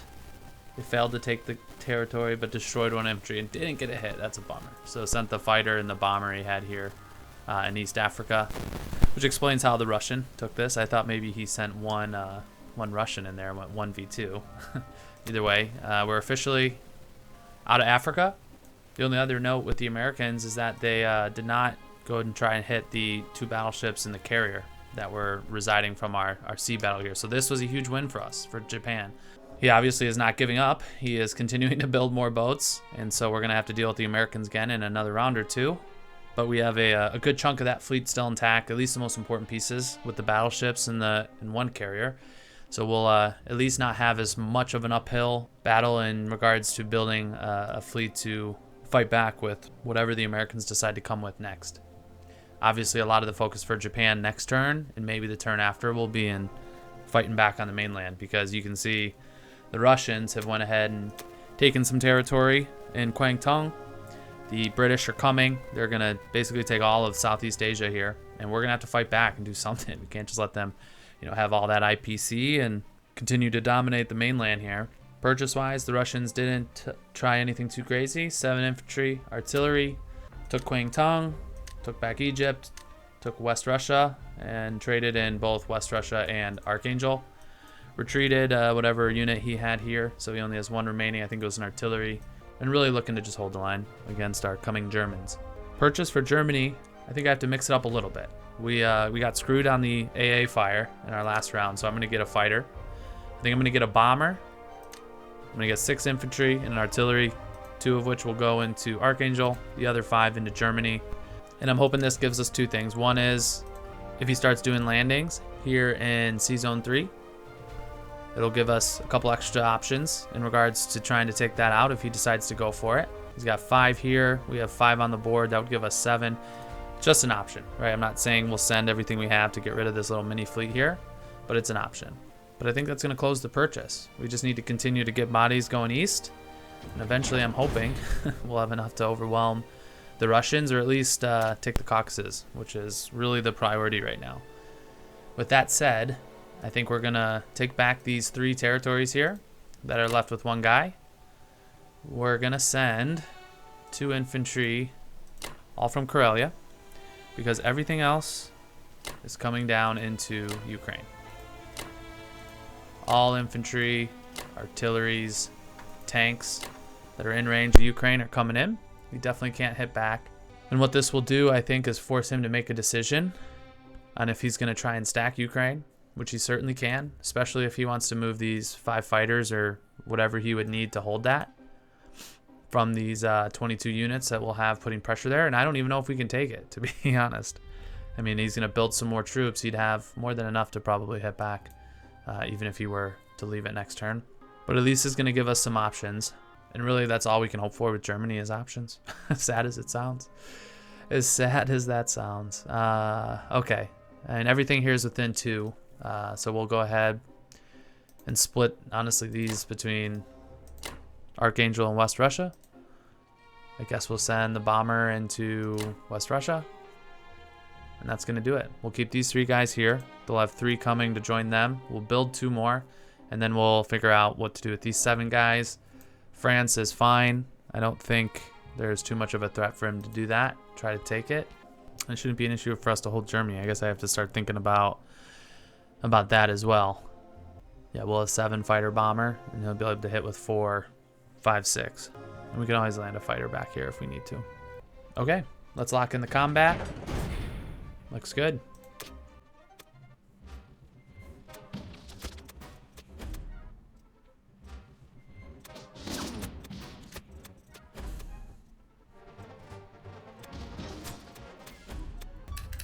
All right, combat wasn't terrible. Of course, we took a hit in West Russia because that's just what we do this game. But I shouldn't complain. He didn't hit in Archangel and he didn't hit in Ukraine. So that was an expected outcome. I guess bomber can come back to Germany as well. Fighters into Finland. Yeah, just because if he decides to go up here, he could try and take Iceland. But it's still not enough to land. I mean, we would have enough if we even put a fighter back here. Yeah, I just want to make sure I don't get sloppy with Germany here. That's the only reason I'm thinking I should maybe send 1 additional fighter back here. So we'll send 1 there, 1 to Germany. These other ones will go to Karelia. Bombers back. They can hit everything, which is why the bombers are so nice. These 3 units up into Karelia. We'll build 2 more there. I guess the AA gun we'll send to Ukraine. And since we're building units in Karelia, I don't think I need to continue to move as many north, but let's do at least 2. And then these other 5, I'm gonna head into Poland. We'll lock this in. Bomber into Germany, fighter into Germany, artillery, 1 infantry into Karelia, all other 5 infantry into Germany. All right, easy turn for Germany. We'll see you guys back for Japan, round 5. Welcome back to Japan 5 to find we have totally blundered. The United Kingdom has wiped the 2 transports and the destroyer we had in 62 and landed in the territories they took the previous turn with the Russians and Kwangtung. And I just totally miscalculated. I mean, there's no excuse to be made. I should not have made that mistake. And it's a blunder that could lead to checkmate, as they say, over the chessboard. It's going to be real tough for us to put up a fight now. These guys are going to be rolling, and with the support of the planes that he has, these 7 aircraft, stacked a couple tanks in India as well, he is planning to just kind of roll through and grab the IC. So we have to try and hold this at all cost. And in order to do that, it's going to give time for the Americans to beef up, all while I just pray our boys out west can put some sort of serious threat together on Moscow, because this game's slowly slipping away for the Empire of Japan. But all hope is not yet lost. We have a chance to potentially right the ship, and it's going to start with what we're going to do here with Japan in round 5. Purchase notes on the UK. In their previous turn, they bought 1 tank, 7 infantry, 1 artillery. Mobilized 3 of that into India, of course. And then he put 6 infantry into the UK. Not entirely sure what the idea is there. I think he already had enough for his transports. He maybe forgot he had to do an attack. Thought everything was non-combat, like since these territories weren't taken. I've made that mistake before, so I certainly am not passing judgment. But he thought he could just drop these guys, into Norway. And then he needed these 6 guys for the next turn to pick them up. It doesn't make sense to me to have 12 units here in England and not have begun to at least attempted to put them onto Europe. So yeah, not sure if that was on purpose or not. Either way, that's what he went with purchase-wise. And then yeah, the only combat he did was to wipe our poor little transport duo and destroyer in 62. That sucks. That sucks, man. That is just IPC that the Empire of Japan cannot afford to spend right now. We've spent all of our IPC on trying to buy time from the Americans. It's going to be a problem for us. The additional issue is now these 5 fighters can watch over both of these sea zones. So along with the bombers, he has 7 units that are overseeing anything that we build here. So we need to essentially retreat all of our units from our fleet, back into these sea zones, and see if we can absorb a shot from what he can hit us with here. Until then, we can't build any transports. So I think our purchase is potentially a little easier. All I can come up with here is to take 2 infantry and 1 tank, plan to drop them in Manchuria. Then we'll buy 2 fighters, drop them in the mainland. And from here, they can still 1, 2, 3, or 3 Kwangtung. Assuming we'll hold one of these 2 territories, and we can always land in one of these, in Anhui or Kiangsu. I think that's the best we can do right now. Yeah, so I'm gonna go ahead. I'm gonna lock that in. For combat, I don't think we have many options. Here are my initial thoughts. Drop an infantry down here to take Sankang. We will blitz Szechuan. Don't think we have nearly enough to potentially hit Kwangtung. And then we'll have to think about, even if we do this, I'll have to think, do we have enough with these units here to hold Anhui and at least deter him from trying to take a shot at that? I'll do the math there once we kind of think through some other options real quick. What's funny is I can just send my ships at these guys now. Obviously, I can't win that, but it's just funny to just think if I just rolled right through here to here to here and just kept cleaning his fleet. But no, obviously these guys, we need to return these guys, back to Japan as quickly as we can. So nothing to do there. Just comes back to thinking about if we want to keep these guys here with these 3 units, 4 units, to support them next turn. I think I could get away with that, but I don't think that that's where I want to do it, because if we do stack these guys in Kiangsu, we can at least have these 2 fighters join them in the defense. So either way, we're leaving one of these open. Now that comes at the cost of being able to blitz Szechuan with the tank, so that sucks. But it's only a single IPC and ain't gonna make or break our game either. So that's gonna do it for combat. We're gonna move all these guys into Kiangsu, bring the fighters back, bring the fleet back, and then live to die another day. That's the strategy here on turn 5 for Japan. All right, lock that in. And we'll go ahead and start digging the trenches here in Kiangsu. So we're gonna bring everything we have here into Kiangsu. Bring these 2 fighters back. There's no reason to leave the sub out here. We'll bring the sub back with the main fleet. And actually, these guys can only go so far. No reason to put them in 48. We'll put them in 51. Keep all these guys here stacked in the sea zone. Yeah, and I see no reason to put them in 48 here, because these 5 fighters can hit that now. 1, 2, 3, 4. So it's gonna be real tight for us to try and get back into this one with Japan. We'll see what we can do. And I think we'll have to bring this guy down as well. Gives Russia the option to just run a tank up here. Try to run that through, take this, send a tank here, just blitz it through to take this IPC. Give him about a 90% chance he does that based on how he's played, especially targeting Japan. He's been really aggressive against Japan. And it makes sense. That's why they call it a kill Japan first. Doing everything you can to kill Japan first. That's gonna do it for Japan. Round 5.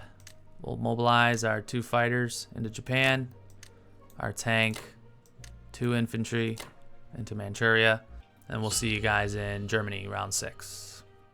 Welcome back, everyone, for Germany round 6. Take a look at what the US and Americans did previous turn. The United States bought 2 transports, 2 subs, 2 destroyers. Went ahead and mobilized those off the coast of the western US. Non-combat, they moved a fighter to Russia, moved a bomber to Kwangtung, and that's it. And they're continuing just to stack a little fleet here. The Russians purchased 3 artilleries, 4 infantry, mobilized those into Russia. Combat-wise, they took Evenki, they went ahead and slipped into Libya, took West Russia, took Archangel. So right now we're in a little bit of a stalemate with Germany. And before I hop into ideas on purchase, let's just look at the state of the board. We're essentially in a position where we're going to be trading these 3 territories kind of over and over. When I look at the Russian units, he has almost 30 infantry, artillery, a couple tanks, 3 fighters, a big enough army that I honestly don't think in any coming turn, the next 2-3 turns, will have a serious shot at hitting Moscow. He just has too many infantry to push and take these territories back that we're trading. That's just bleeding us dry. And we know the British are coming. And we're going to start trading with the British. And we just ultimately don't have enough of a thump to take any of these. Taking that, coupled with the state of Japan, which is terrible, I think we need to try something different. Because the standard strategy of trying to pressure Moscow with Japan is now completely off the table. We just don't have enough units. So my thought is, as Germany, we need to kind of rethink our strategy. And that strategy is going to be to try and transition into a potential long play, meaning we're going to continue to trade these territories with Russia. We're going to continue to build a lot of infantry. We'll wait for an opportunity to potentially stack and strike. I would love to take and hold the Caucasus, but I don't see a clear path on how we can do that in the next, again, 2-3 turns. So I'm thinking we're going to try this. Continue to just kind of beef up our army, but we're going to get a transport and 2 destroyers. I'm thinking we'll put that here in Sea Zone 15, and we'll try to contest Africa. It's ballsy. I think I touched on it in a previous turn. The air sitting in India, that's now moved to Kwangtung. At least the fighters can no longer reach, but the bombers can, and the fighters from Russia can as well, now that they own Libya. So giving them Libya was kind of a pain in the ass, to be honest. Otherwise, we wouldn't really have to sweat too much about him potentially taking a swing at this little transport we're going to drop here. But if he does, if he sends a couple fighters, they have to land in Libya. He sends a couple bombers and hits this, they have to land in Libya. My thought is it's a potential opportunity, if he does want to try and hit that, to take a swing at his air force. And if it's Russia, it's going to somewhat hinder his ability to do efficient trades. If we can take 1 or 2 or 3 of these fighters out, that's big for us. If it's the UK, if it's the bombers, I think taking any UK air is a huge win for Japan. And so it's potentially going to be something we drop that gets wiped, but I'm going to position our 5 fighters and these 2 bombers here to take Libya. Now, in order to do that with the air, we must hold Algeria, which means we're going to have to send our bombers after this 1 unit to ensure that our planes have a spot to land. So that's the idea. I just think I can't keep doing the same thing and hoping for different results. So we're going to try to mix it up. Might be a bad idea, but I don't think we have much of a choice. I don't know what else to try because Russia is just way too solid. So it's something different. I'm not sold that it's the best idea, but we're going to try it. I just don't think buying another 10 infantry and a couple tanks is going to be what leads to us ultimately breaking through in this game. So we're going to let it ride and let the chips fall where they may. So combat, as I mentioned, is going to be somewhat straightforward. Take Caucasus. We're going to hit West Russia. And we will take 2 units there. We're going to take these 2 units and we'll send an artillery with them. These fighters can land in Germany. Because again, I need to make sure I have all my fighters here if he decides to try and hit this with any air and land in Libya. As I mentioned, the bombers need to come and try and hit this infantry to make sure he cannot get to Algeria. I don't think these 2 fighters are able to participate though, which is somewhat of a bummer. But instead, what we can do is we can send 1 bomber, or maybe we can send just both those fighters. We'll come back to that. Let's first make sure we add at least 1 air to each of these. And is there either one of these that I want more? No, but let's send 1 here, because then the thought is to send this bomber here. And then obviously if our aircraft land in Algeria, that serves the same purpose of being able to hit Libya if he tries to hit this little mini fleet. We'll send one, and I'm just thinking, is there any reason not to send two? Is there a reason to have 4 fighters here as opposed to 2 here and 3? I feel like I'm just so snake bit by the bad dice. Like a bomber fighter should be enough against one unit. And I just know I'm gonna get a hit. I'm gonna call it now, just so that when this one infantry hits us back and we gotta take a hit on one of either the bomber or the fighter, you guys know that I'll be super pissed about it because I'm calling it now. Because that's just the way the dice have been going for us, for the Germans in this game. Okay, we'll just send the 1 fighter. Because I'm also noticing, instead of landing them in Germany, we can land them in Ukraine. Which I think will be really helpful, because it's kind of a sneaky way to kind of cover this one guy in Libya. And because of that, we actually then don't need the bomber. So we can send both bombers. And we can send these 2 fighters into West Russia. And then we'll send, I guess, yeah, these 3 into Archangel. And he can't hit Ukraine, assuming we take West Russia and we have some units coming. All right, I love it. I'm gonna lock that in before I decide that all this is a bad idea. Let's hope for some good dice.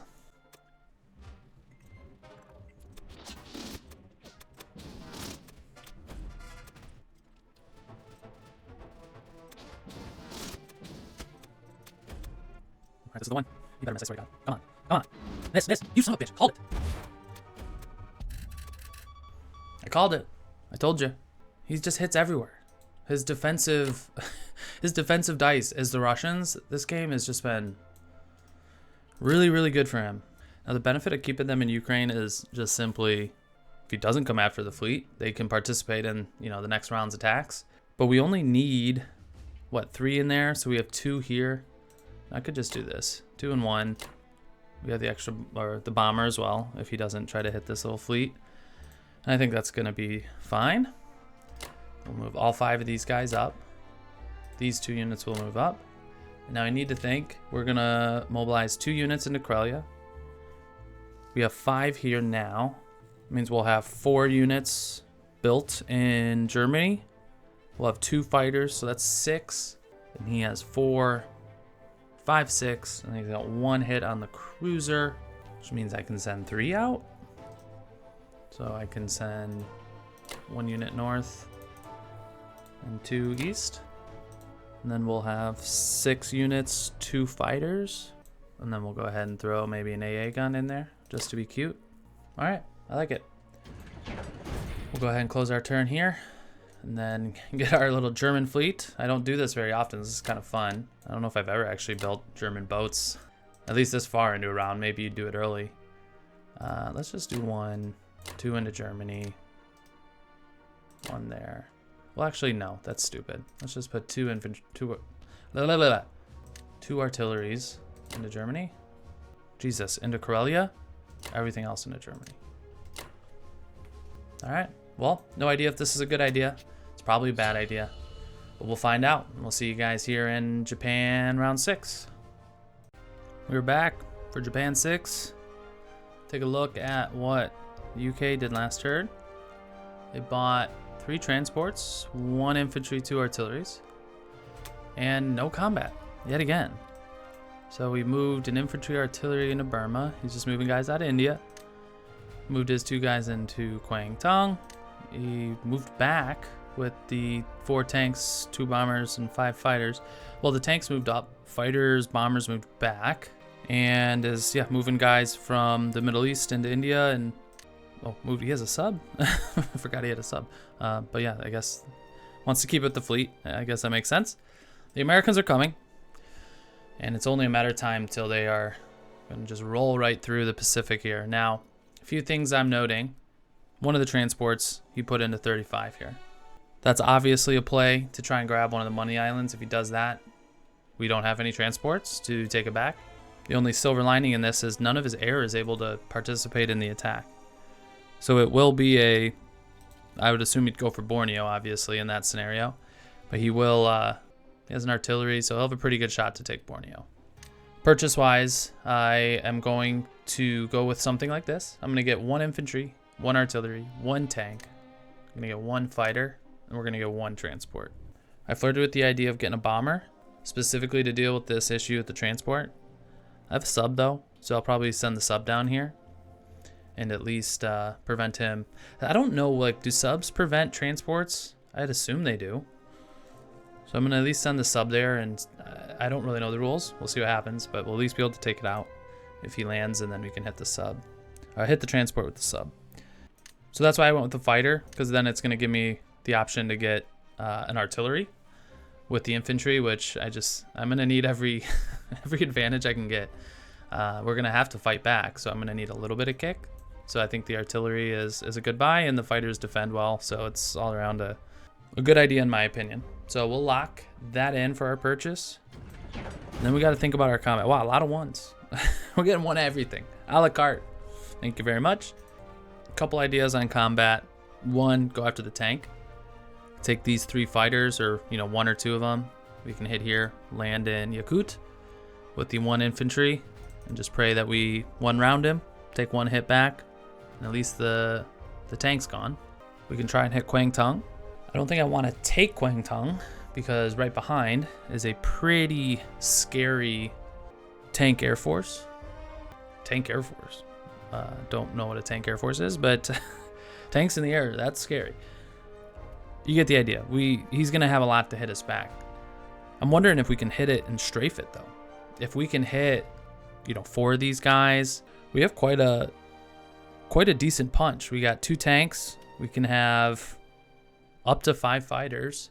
Yeah, we're gonna have to get a little risky here.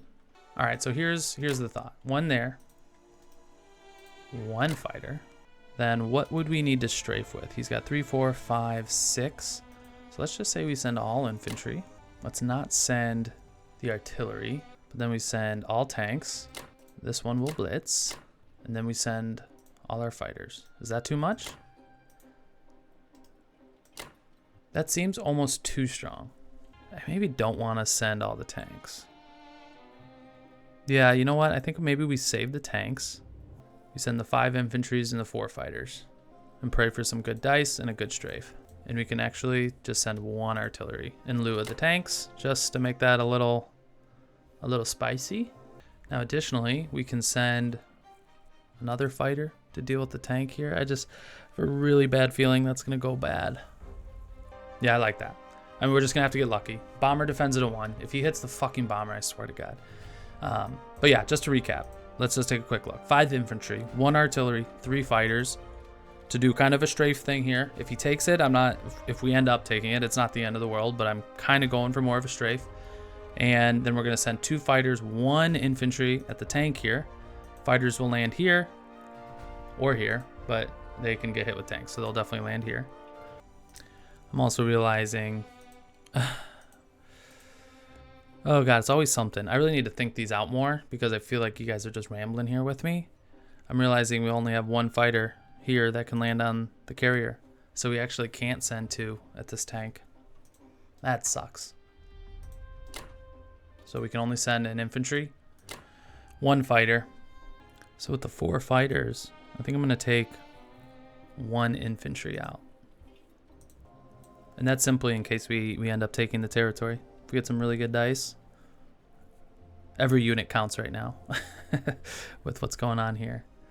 This tank is going to blitz and then end up in Gangsu. And that's it. We got to just hope.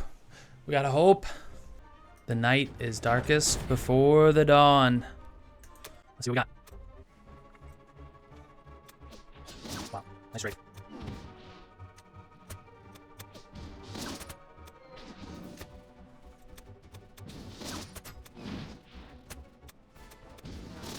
Literally useless until the last round. Of course.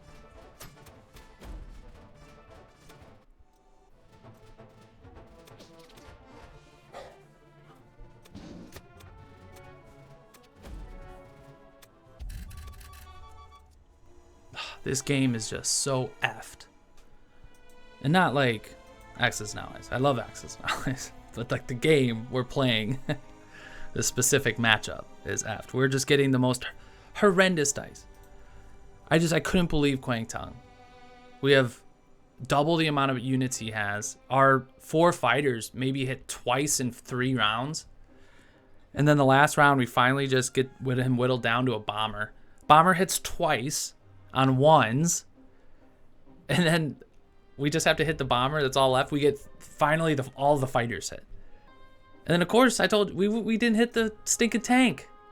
And this guy he doesn't miss with the defense. And I just, this game is just so screwed from a dice standpoint for us. We're not getting the little breaks we need. But we're not giving up. We're absolutely not giving up. And I'm just realizing this fighter's dead. Why didn't I? Well, no, it's not. I guess it's not. I'm overreacting. But I have to move this guy in here with it now. All right, 2 of these. I need to go here. The other 2 go here. And because we didn't take, I guess strafing was maybe always a bad idea now that I think about it. Oh man, I'm just losing my mind. I'm just so frustrated with the dice. I mean, he can take this. 1, 2, 3, 4. There's 8 here. And he has 4, 9, 11. I'm just thinking if we can get away with not having these 2 fighters on the aircraft carrier here. Oh wow, I'm so happy I looked at it. We bought a fighter, so the fighter can land on the carrier when it mobilizes. I forgot about that. Holy shit, thank God I looked at that. Then we send 2 here, and we make it a 10 versus 11. And maybe there's a god above where we'll finally get some good dice. And that's a little thin, but I think we got to do it. Subs coming down here. I don't think we can afford to lose this little stack here. So he either is going to shoot a shot on Kangsu, or I think he'll shoot a shot on the fleet. The fleet's not a bad play, and the reason I say it, he still has these units here. He doesn't need the air, and it just clears the Americans, and the Americans can finally join the game. In round 6 or round 7, the Americans are finally making their presence felt. I shouldn't say that. They were a nuisance for quite a while down here. All right, I don't know what else to do. So let's just cross our fingers and pray. Mobilize that 1 fighter and the tank. Let me get my shift. Infantry, artillery into Manchuria, the 1 transport. And then let's hope there is a god above watching over us in our Axis and Allies games. We'll see you guys in Germany 7.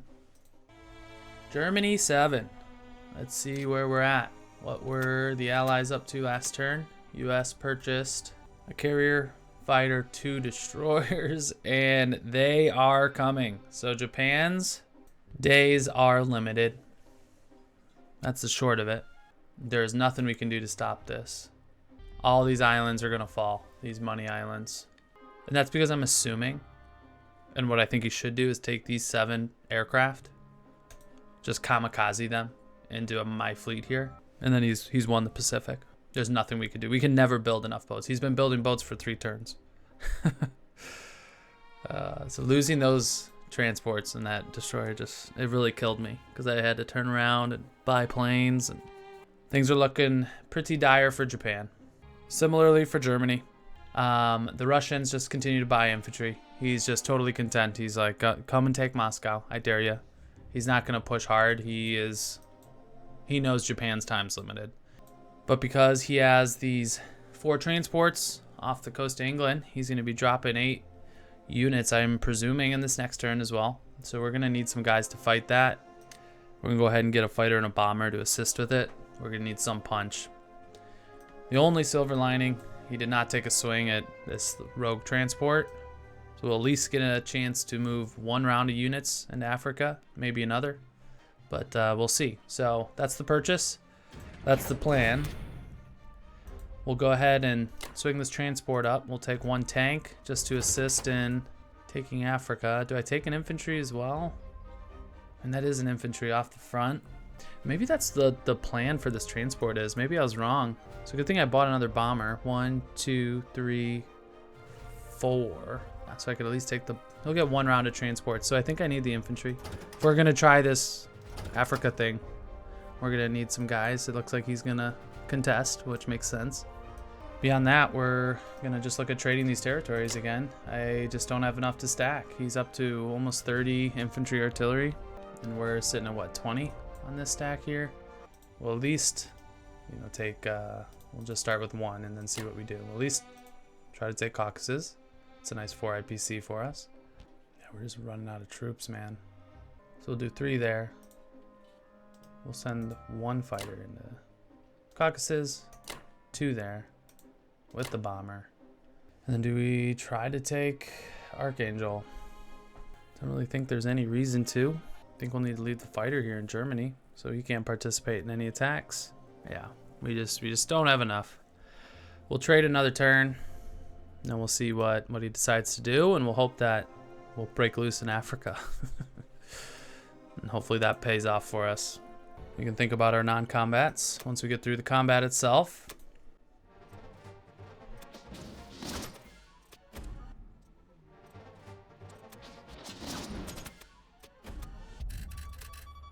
I'm gonna have to go back and look at the tape, but I think that might be the first time he is not hit on the defensive.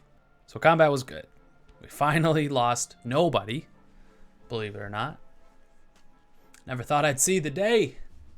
Fighters into Ukraine, at least for now. We'll take a look at what we need in Germany, because he's got a real threat now on both France and Germany. Which means we're gonna stop shuffling guys east, and the Russians have officially secured their existence. We're building another fighter, we're building a bomber, so I think the fighters are fine in Ukraine. We're building 8 guys. He can drop 8 and hit with 2. So we need a defense a little more than 10-ish, right?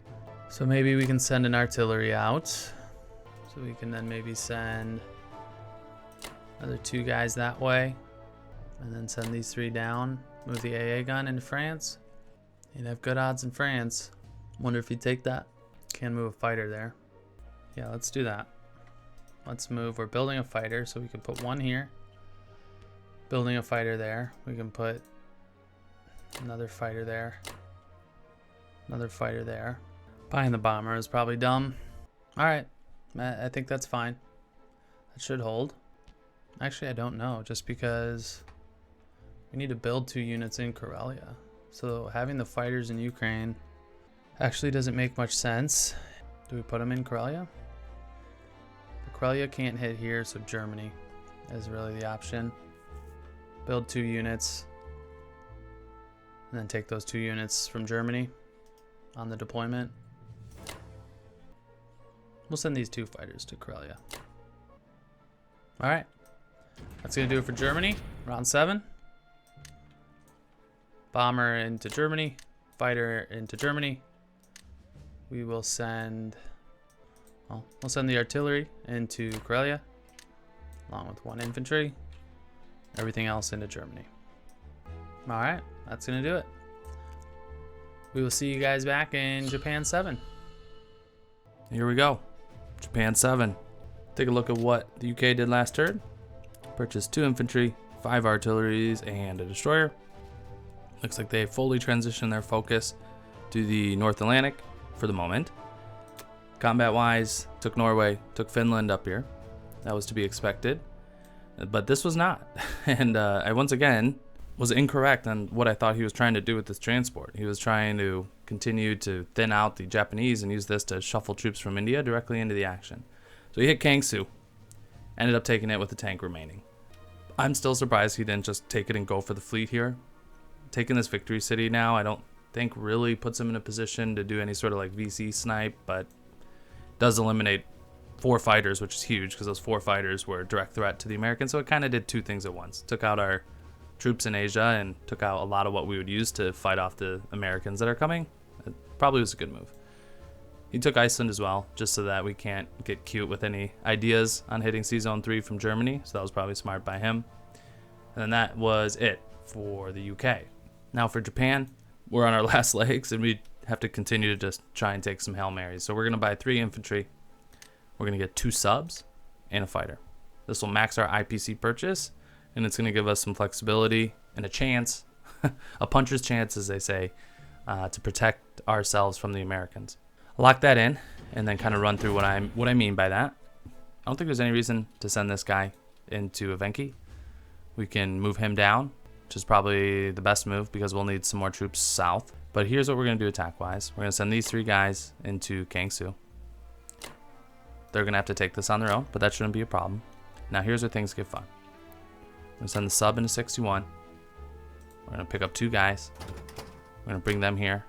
We're going to hit, what is this, Yunnan, with the fighter, infantry, artillery, and officially take out all the fighters he's been putzing around with in this Southeast Asian territories. That will require us to bring a fighter. It will require us to bring a bomber, but can I not use bombardment? Because of the transport? You can block with the transport? What? Oh, that changes everything. Oh, my thought was to bombard. We can't sub the transport and bombard?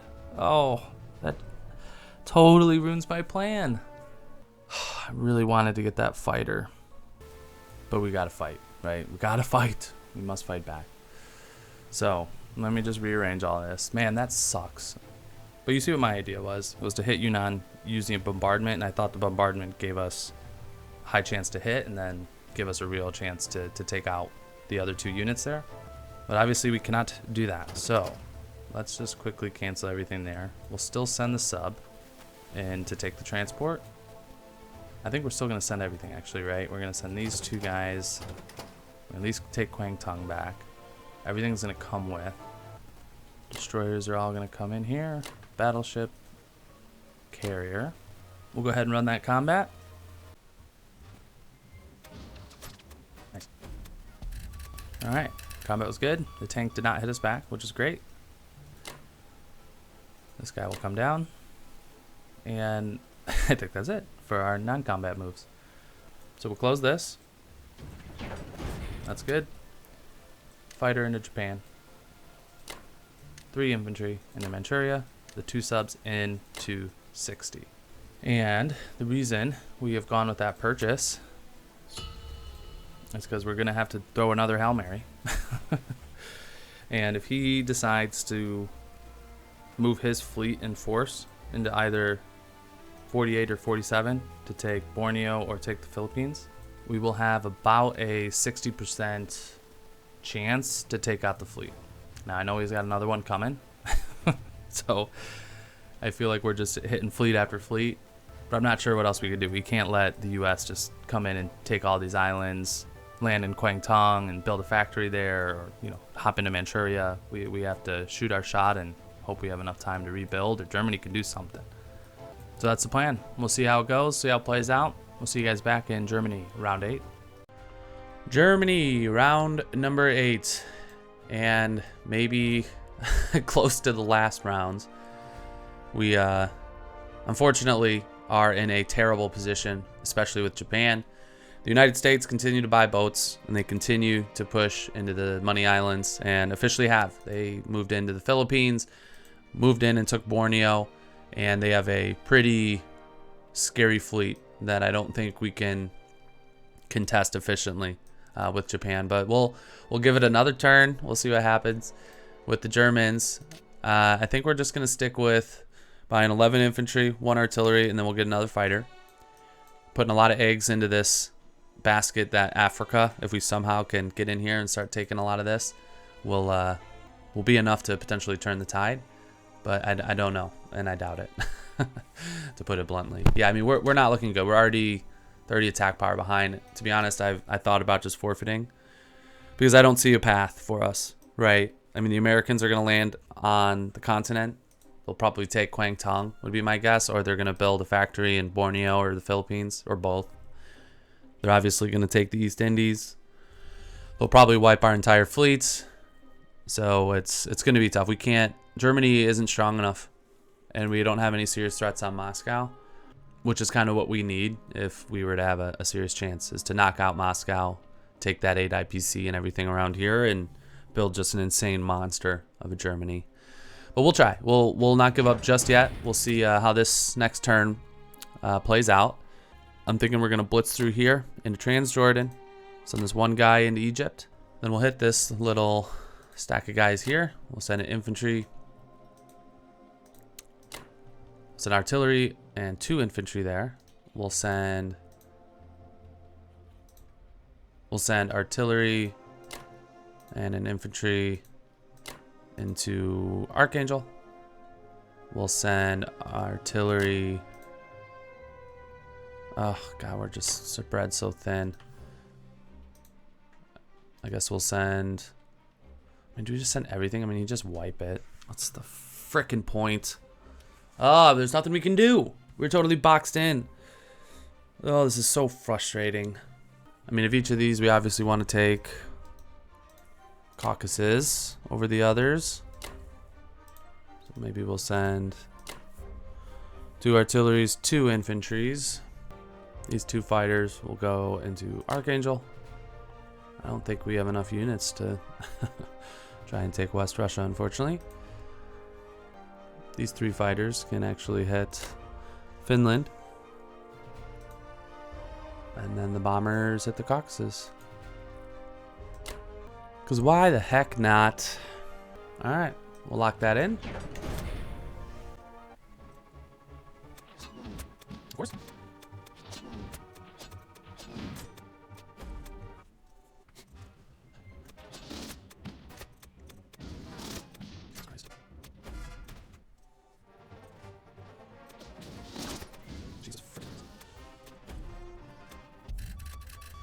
Alright, well, honestly, combat wasn't great, but I will spare you guys all my moaning about my... Oh, and I... Fucking Christ.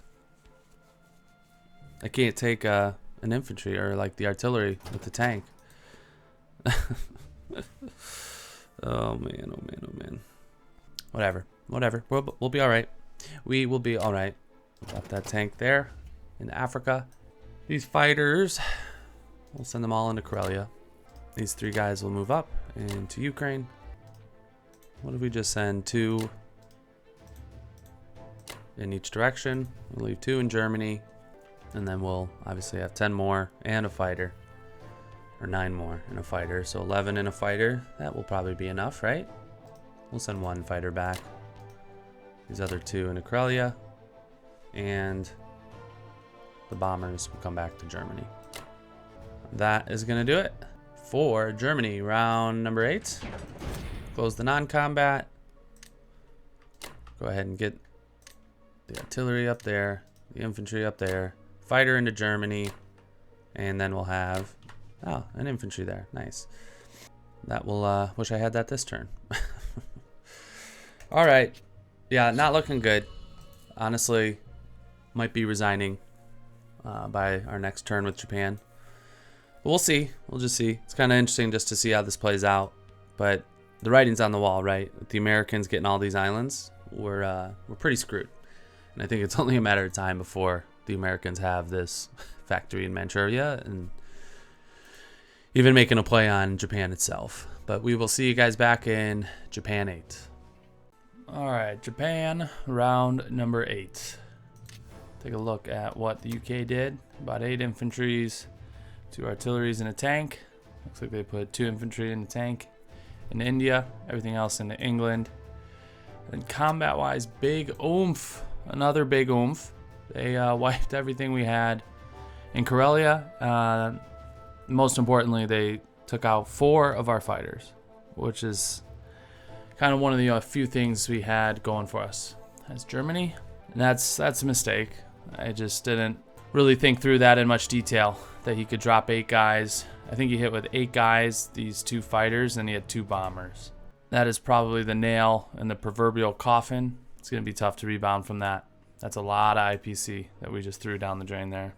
So for Japan, I, again, am kind of at a point I think we can resign. But we'll play it out just to kind of see how things go. I think my best purchase here is probably to get 5 infantry. We can get a sub and then another fighter. That'll get us up to 4 fighters, give us another boat, and then we're gonna have to fight back. I specifically need to try and get these transports. Just don't think I have many other options, unfortunately. This is a way to max out our IPC, so we'll go ahead and lock that in. In combat, we'll take these 3 guys. We'll step here into Anhui. These 3 will step down into whatever this is, Guangdong. I want to send probably at least one sub here. Send this other sub here. And we'll send fighters in each of those. Additionally, we will grab these two guys off the mainland and drop them into Kwangtung. This fighter can join in on the party in C-Zone 48. Yeah, I mean, that's really all I can think to do. So all we can do at this point is lock it in and cross our fingers.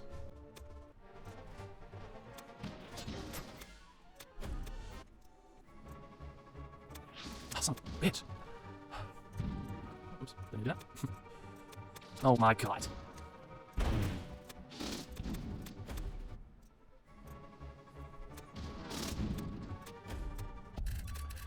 Combat was not great.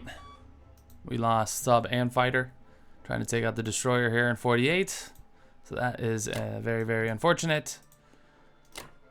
We didn't lose anyone in 47 though.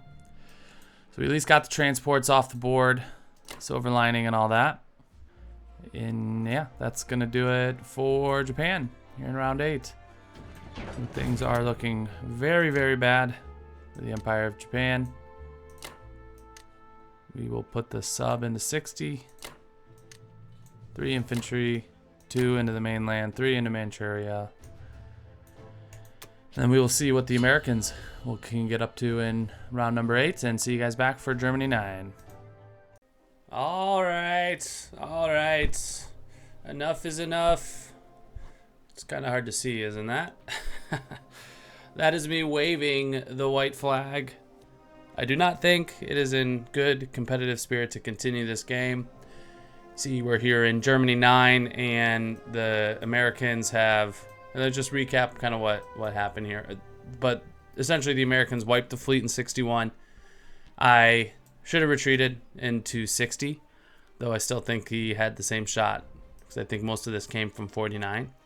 I don't know. I really don't think it was a mistake per se, but obviously losing the fleet... I didn't even actually calculate my defense odds there.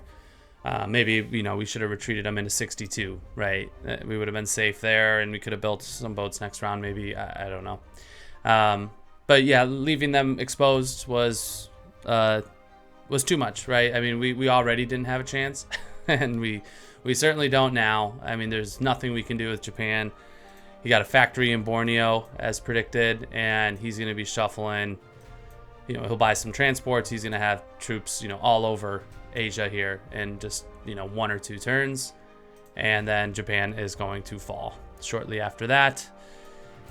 And we just don't have enough with the Germans. I mean, blundering the 4 fighters last turn was probably enough to kick Germany out of the game too. We don't have really any threats on anything. So we will spare ourselves and our opponent, the time to go through and mop us up. And we'll go ahead and forfeit.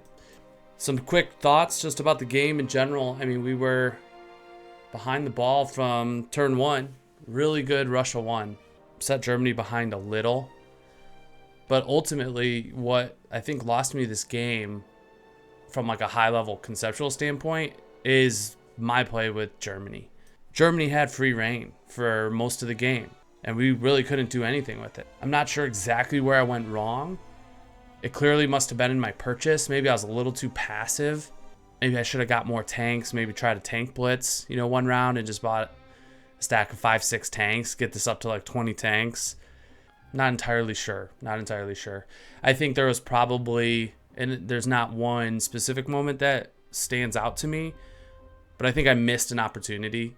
And it might not have been like a guaranteed type thing, or a high probability one, but maybe there was like a chance that I had to stack West Russia or Karelia earlier than I was, or take the Caucasus and push it and stack it here and roll the dice, right? And I probably had to do that, 3-4 turns ago to really put the pressure on and try and buy time with Japan. And I know I made some mistakes with Japan. I blundered the transports that set us back, but I thought I did okay in defending against the KJF. We wiped a couple American fleets, so we took advantage of some loose play by our opponent. But you ultimately can't trade fleet after fleet after fleet with Japan against the US, right? They're just going to build another one and buy another one. So my Japan play, I don't really think was terrible, noting the mistakes that I did make, but it really came down to Germany. If you do Germany right, you can win the game. Germany alone isn't strong enough to win the game. If you can hit Moscow, potentially even hit India, right? If you're stacking the Caucasus, you can maybe hit India. But Germany should be able to take out Moscow. So I did something wrong there. I know Russia had a good turn one, but I'm going to have to go back and really think about my buys. I think I was just a little too passive. I didn't take enough risks. And I had to put the pressure on soon because Japan just cannot last 10 rounds. It's impossible. So the fact they lasted as long as they did is a silver lining in my defense of the KJF, but I need to figure out where I went wrong with Germany. So please do let me know. If you guys made it this far, I would love to hear your thoughts. Add some comments. I'll take a look at those. Would love to get your feedback on, where I could have maybe differed my strategy with both Germany and Japan. But I do think most of the onus of this one comes down to my play with Germany. Just wasn't good enough. It was too little, too late, and it was scared play, right? I was too scared to make a mistake with Germany, and ultimately they didn't do anything. So I ended up not doing anything with Germany. All in all, though, it was a fun game. I think I learned a lot. A couple new ideas with, what to do with UK in turn one. Hats off to our opponent, Hannibal Alden. Very well played on his part. And I'm going to go ahead and officially submit our resignation. And we will take our first loss in our, I think that was a placement game, an official placement game for season 13. So not starting off good with our Axis record. Starting down a game already, but we have more games to come. Many more games to come. So I hope you guys enjoyed it. If you did, again, please comment. I'd love to hear from you guys. Please like, subscribe, all that fun stuff. It's great. I'm looking forward to continuing to put out, my games, that I'm going to be running through here for ranked season 13. We'll see you guys in the next one.